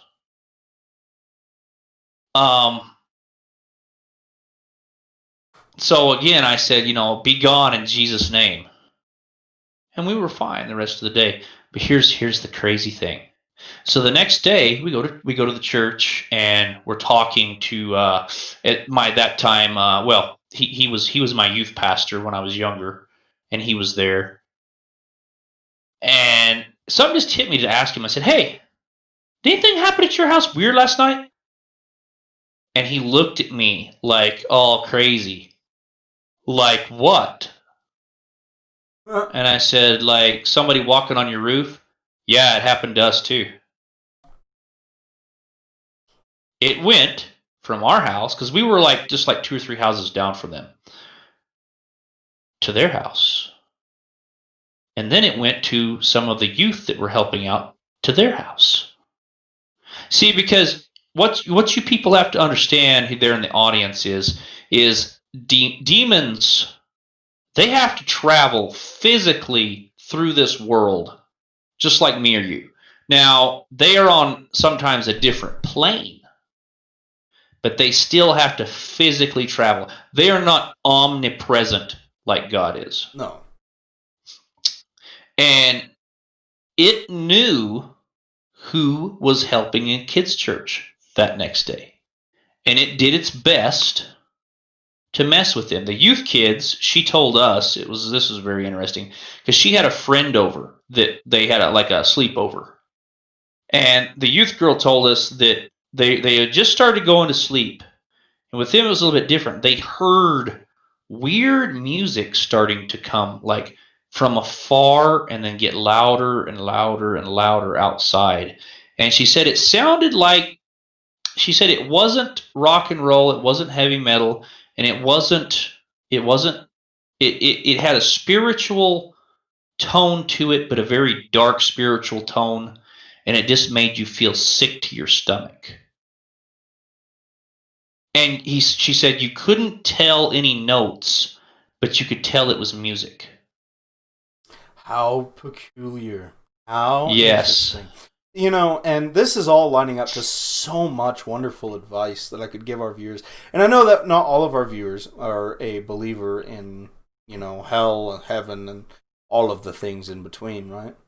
I get that. Yeah. You know, I understand that our viewers are secular, but if you find yourself in such a situation, if you find yourself in this situation, whether you believe it or not, but say it happens, just a fluke, right?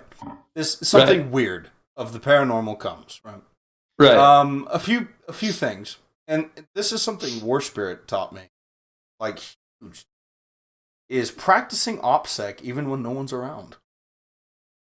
Right. This really blew my mind because, like I was telling War Spirit, which is something that I've done, is my fear of a certain critter. Yes. Yeah. We're not going to name it now. Yeah, we're not going to name it now. Maybe it missed it, but there's a certain fear of a certain critter that I really, really, really don't like them. And, it's just one of those things. And it's just like, don't name your greatest fear ever.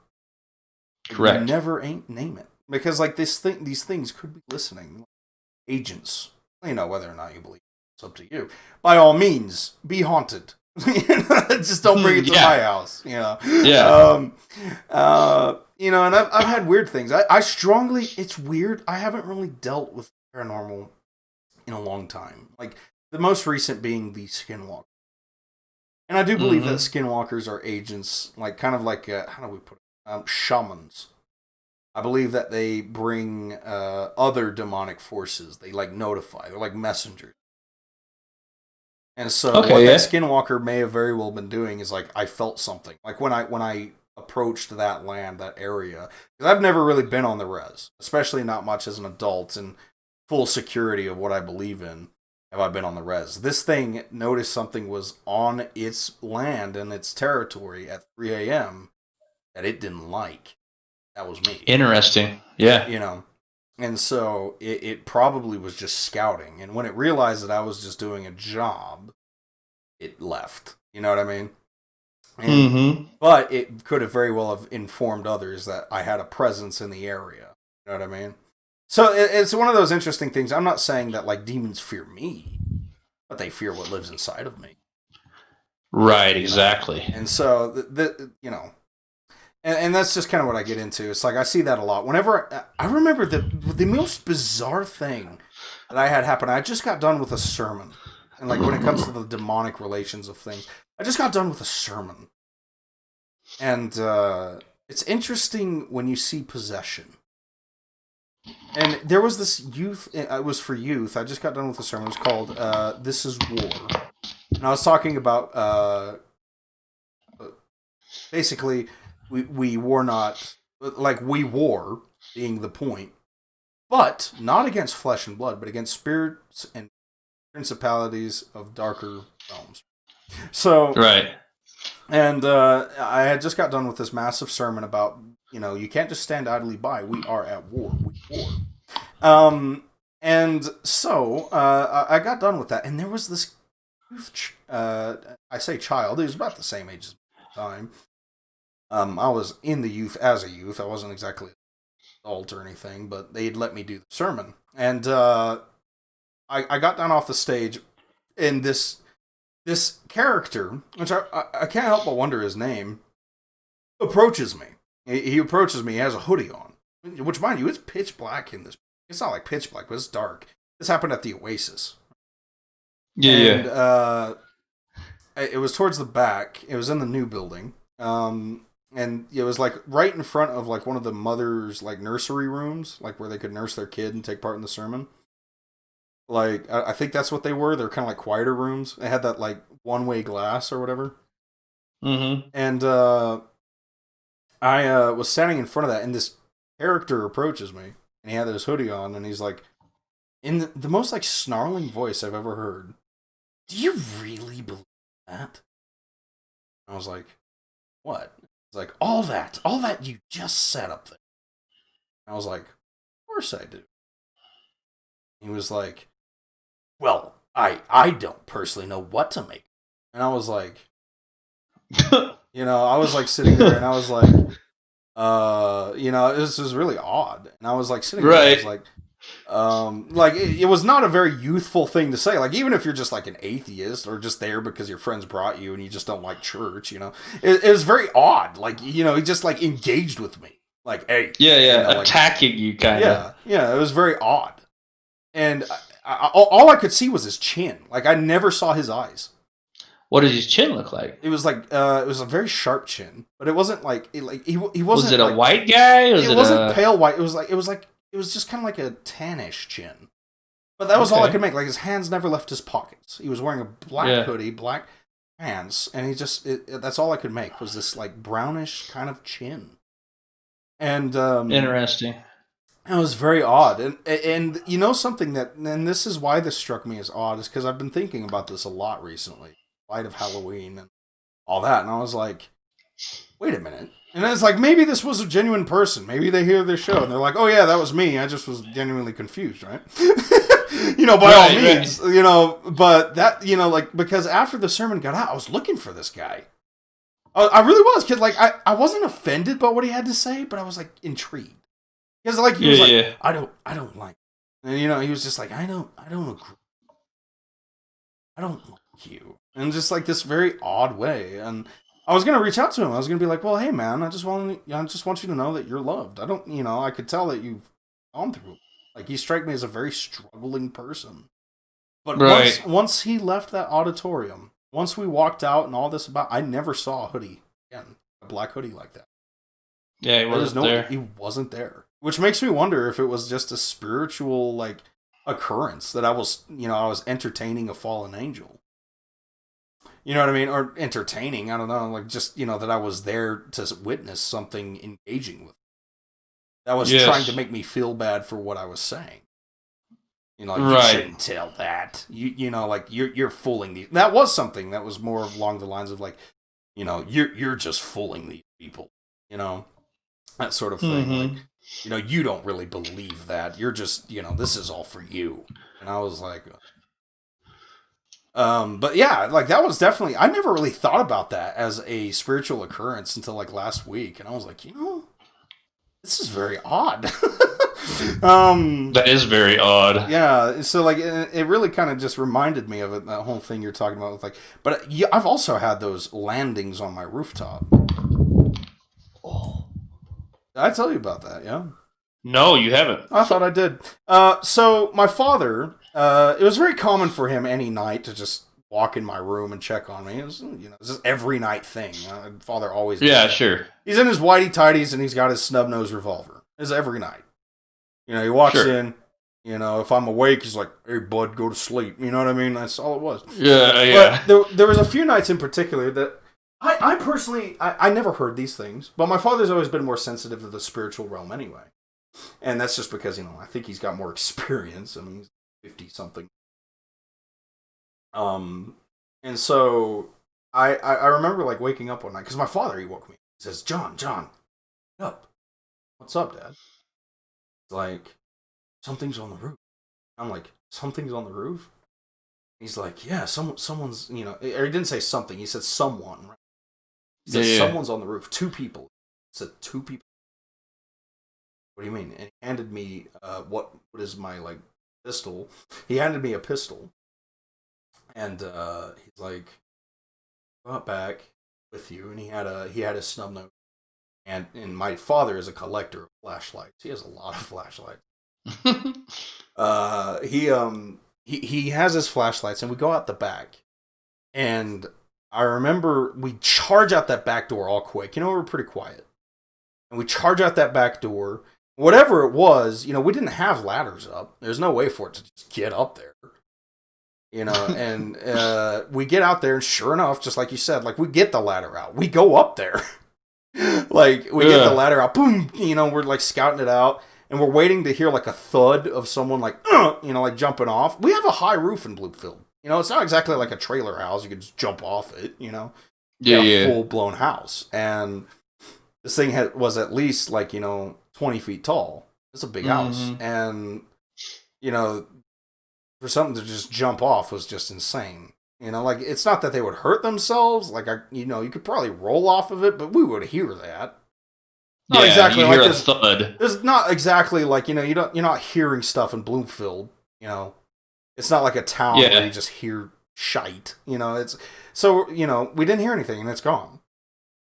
And so we're like, well, whatever. We go back to bed. Yeah, we figure, this isn't Tin Shoe Stealth Assassin. Yeah, we're like, oh, whatever. So we had 2, and so what my father said, he said, that's so weird, John. He's like, there were 2 voices just a moment ago that were talking on the roof.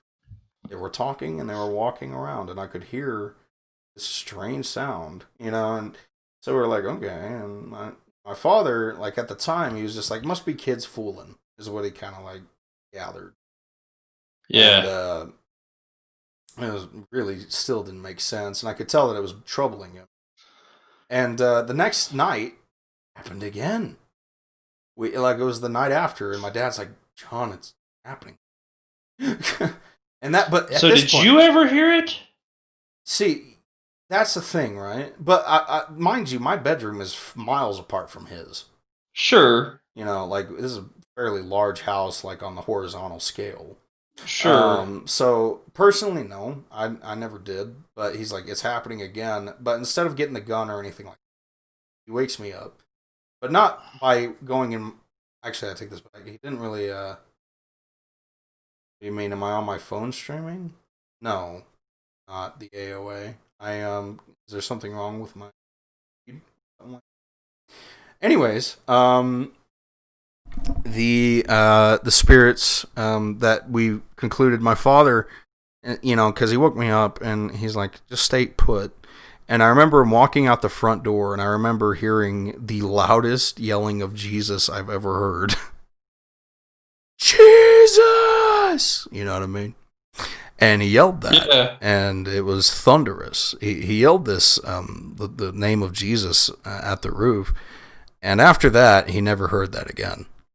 Never. But I think it's very interesting you speak of demons on the roof. That's, and then my father said, I had the realization today what that strange sound was, and, because I was asking him about it.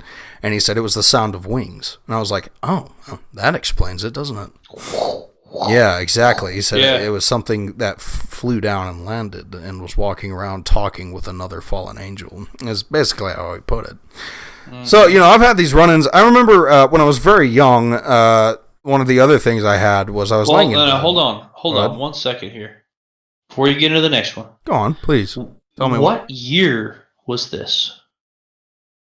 Do you remember the year and the month? It could have been 2005. I know that I'm pretty sure I was going to Sunday school still. I think I couldn't have been over the age of 10. So I think it was somewhere between 2003 to 2006. Because if it was the spring of 2007, that's when I had them walking. No, actually, no, it would have been the spring of 2010. Sorry. If it was the spring of 2010, that's when I had them walking on my roof.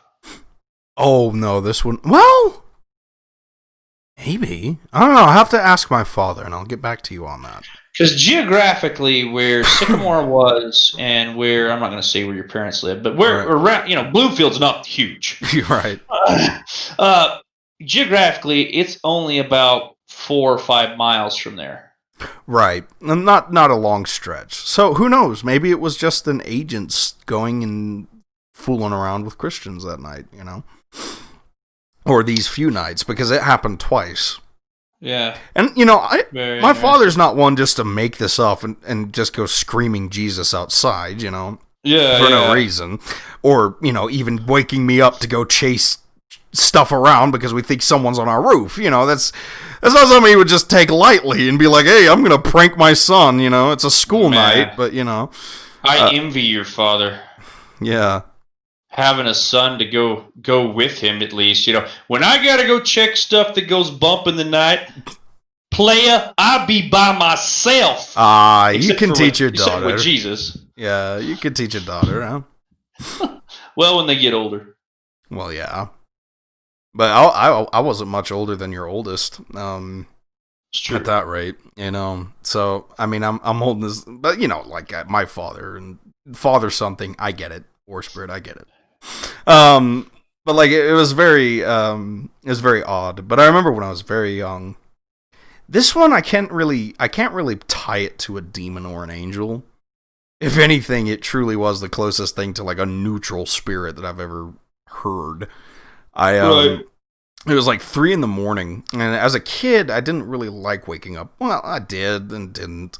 But like when I wake up in the morning, it sucked because like I wasn't allowed, when everyone's in the house is sleeping, don't make a sound, unless you need to go to the bathroom, keep quiet, shut up, go back to bed. And there was this, we had a piano in the kitchen, and nobody in the house really knew how to play it. Like my sisters and stuff had taken lessons, but at this point, like, who would play freaking piano at 3 a.m, right? So this is the sound that I was hearing. I was hearing this piano playing, and it was a beautiful song. It was well constructed, just a wonderful song. And it lasted for like an hour, and I actually remember falling asleep to it. Because it wasn't like, bad. And then I remember waking up in the morning. I was, like 8 a.m. I go out to do like my homeschooling, and I asked my mom, I said, who was playing the piano really early in the morning? And they were like, what? And I was like, somebody was playing the piano, and it was wonderful. Was that Ivory? Or that sort of thing, Mm-hmm. And, and they were like, no, that, nobody knows how to play these keys. No, nobody knows. And so it was really weird. Like, I remember that being kind of spooky. Like, once I learned that nobody, nobody was playing it. Yeah, I was like, oh. I was pretty scared to sleep that night, to say the least. But other than that, like I said, the Skinwalker's the most like prominent, like I saw that type thing. Everything else is just kind of like, don't know what it was, don't know if it has relevance, don't know what all. But yeah, like and around here, paranormal activity is high. When you have the entire reservation and all the rituals that they do, right? You have Chokecherry Canyon, which apparently is infested with Satanists. I mean, I don't know. That's what I hear. The folklore that way. Oh, yeah. I got one about, after you're done, I got one about Chokecherry. Oh, yeah. I've heard all kinds of stuff. I heard, I'll go ahead and tell this one real quick. I know a guy who went to a place, he calls it the slaughterhouse. And he said that it's like this pit that he found in Chokecherry, and he said that everything was normal. It was like a sunny day, but he jumped in this pit and it just grew dark, and he could feel something. And he's not a believer of anything of this sort, but he said in that pit, he said in this hole in the ground, this like 3-foot pit, he felt something watching him, and like things started weird, like sounds were coming. But the moment he jumped out, it was normal again. Weird, spoopy, some kind of like interdimensional rift. Yeah, maybe. Some kind of portal. Hey, let's go doom guy this stuff. Yeah. Doom. Yep. So go on. What did you have to say about Chokecherry, War Spirit? So I got a lot of friends in the oil and gas industry. from over the years. And a buddy of mine tells me, and he's not the kind of guy that makes stuff up. And he's kind of like what you mentioned. He's not a real spiritual kind of guy either. He's a compressor mechanic. Used to work for CSI. If everybody remembers when CSI was actually still here, and they had the big units that had the computers set to them where you could like restart it and then start it with the panel. It was one of the first panel compressors in this area, and it had some pretty big screws and a lot of horsepower. And there's several of those up Chokecherry, and then of course you keep going up Chokecherry, you can go into the Glade, and so up Chokecherry, and then in I guess it'd be closer to the Glade, but up that way, he got a message in the middle of the night that one of the compressors was down. Okay, pretty normal in the wintertime. Gets in his truck, heads that way. And it was snowy that night. There was snow-packed roads. So he's kind of tootling along, it's about 2 a.m. And he pulls up to the location where the compressor was down. And he gets out, goes over the compressor, and notices like it had been cycled. That means it had been turned off manually. Somebody turned it off. Right. And he's like, what the heck? Who turned off the compressor? Because I could understand. He said, I could understand if it went down on low suction. Low suction means it's so the supply gas from the wellhead is what runs the motor. I can understand, he said if it went out on low suction from, if it quit, the plunger didn't go up or something like that. That wasn't the case. It had been manually turned off. Well, he's like, kids out here, whatever, who knows. Turns it back on, starts walking back to his truck and notices like something like in the headlights of his truck just kind of off location. Something like colored, like in the snow, like red. Like, what the heck is that? He walks over there, and it's like a bloody pentagram in the snow. And there's chicken feathers and a butchered chicken off to the side. Oh, no. Yeah, some kind of, demonic crap, Boogers. And now he's thinking, did they shut that down to get me out here? Right. And so now he's freaked. He runs back to his truck, gets the biggest pipe wrench he could find because he doesn't have a gun with him. Right. And he's like looking like around. He gets back in his truck and he hauls. Yeah. 20 minutes later, that compressor goes back off again. Oh no. No. He calls his boss and he said, "You want to fire me? You go right ahead. But I ain't going back out there till daylight." Yep. You can forget it. I would, oh my God, I would break down. He's bossed up. I don't blame you. I ain't going back. I ain't going out there either till daylight. Here's what's even crazier. So the next morning, he goes back out to restart the compressor in the daylight. Right. And there's no bloody pentagram. There's still snow. But there's no blood. Oh, man. I'm telling you, man. I'm telling you, this place has got creeps. I'm telling you, this place has got some creepy stuff. Not to mention, Halloween. Everyone, this is a note for Farmington citizens. Please share it around. Keep your dogs on watch. No kidding. The dogs and cats. Yep, witches kidnap them. And I mean witches. I mean, I'm not talking about, I ride my broomstick. I mean, people who genuinely want to curse things. Yeah, and I'm not saying Wicca. And I'm not saying so much that this is either real or fake, right? But what has happened is people who believe in this stuff to be real or fake, or to believe it to be real on the evil side of things, they're willing to sacrifice little kitty cat and Fido to whatever they believe in, and they love to do it around Halloween. And I've heard it happen many times. Fido goes missing and turns up gutted and choke cherry. So, speaking of, we're going to be doing some filming. Tomorrow, we are going to be introducing a film around Halloween. It's going to be called Attack of the Skinwalker. I'm going to keep our filming locations kind of a secret right now because I don't want...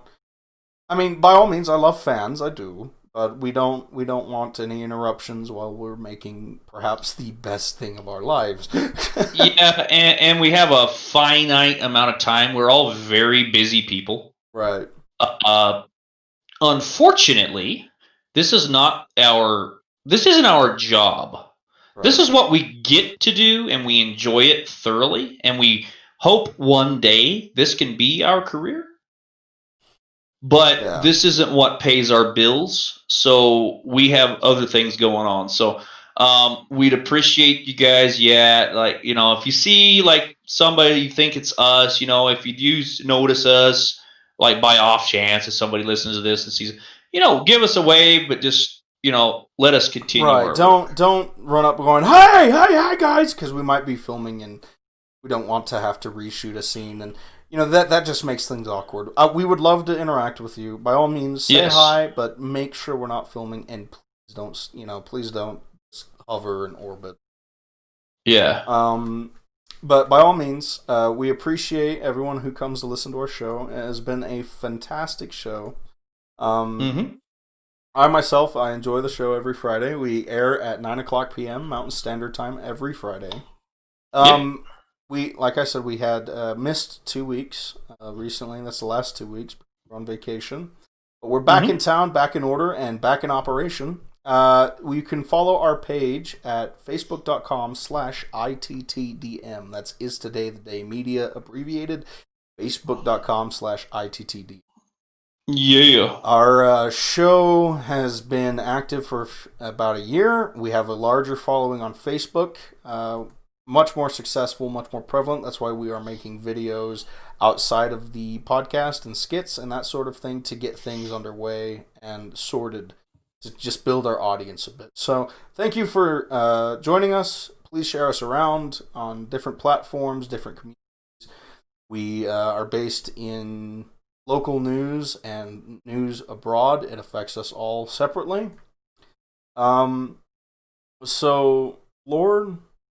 thank you for bringing us here tonight. Thank you for your wisdom and your wonderful presence, God. Please protect us as we go out tomorrow and give us wisdom and just protect everyone with us and let us just make a wonderful film that furthers our show to further your glory, God. So, God, thank you for everything you continue to do. Protect our nation, Lord. Protect our... let your hand be upon our politicians and representatives, Lord. Let us just be always guarded in your wisdom and strength. Thank you so much for everything you continue to do. In Jesus' name, amen. Amen. And also, Lord, protect the kitties and the doggies around town. It would break my heart for these evil witches, perhaps one of them being X, to gut somebody's dog. I was thinking that, but I wasn't going to say it. Hey. I'm not with them. You say whatever you want. I would just keep the name out of it. I don't. Yeah, I ain't gonna say no names, but kind of sounds like a certain. Anyways, everyone, hey, good night, and we'll see you next Friday. Happy seasons. Yeah. Bye. Good night.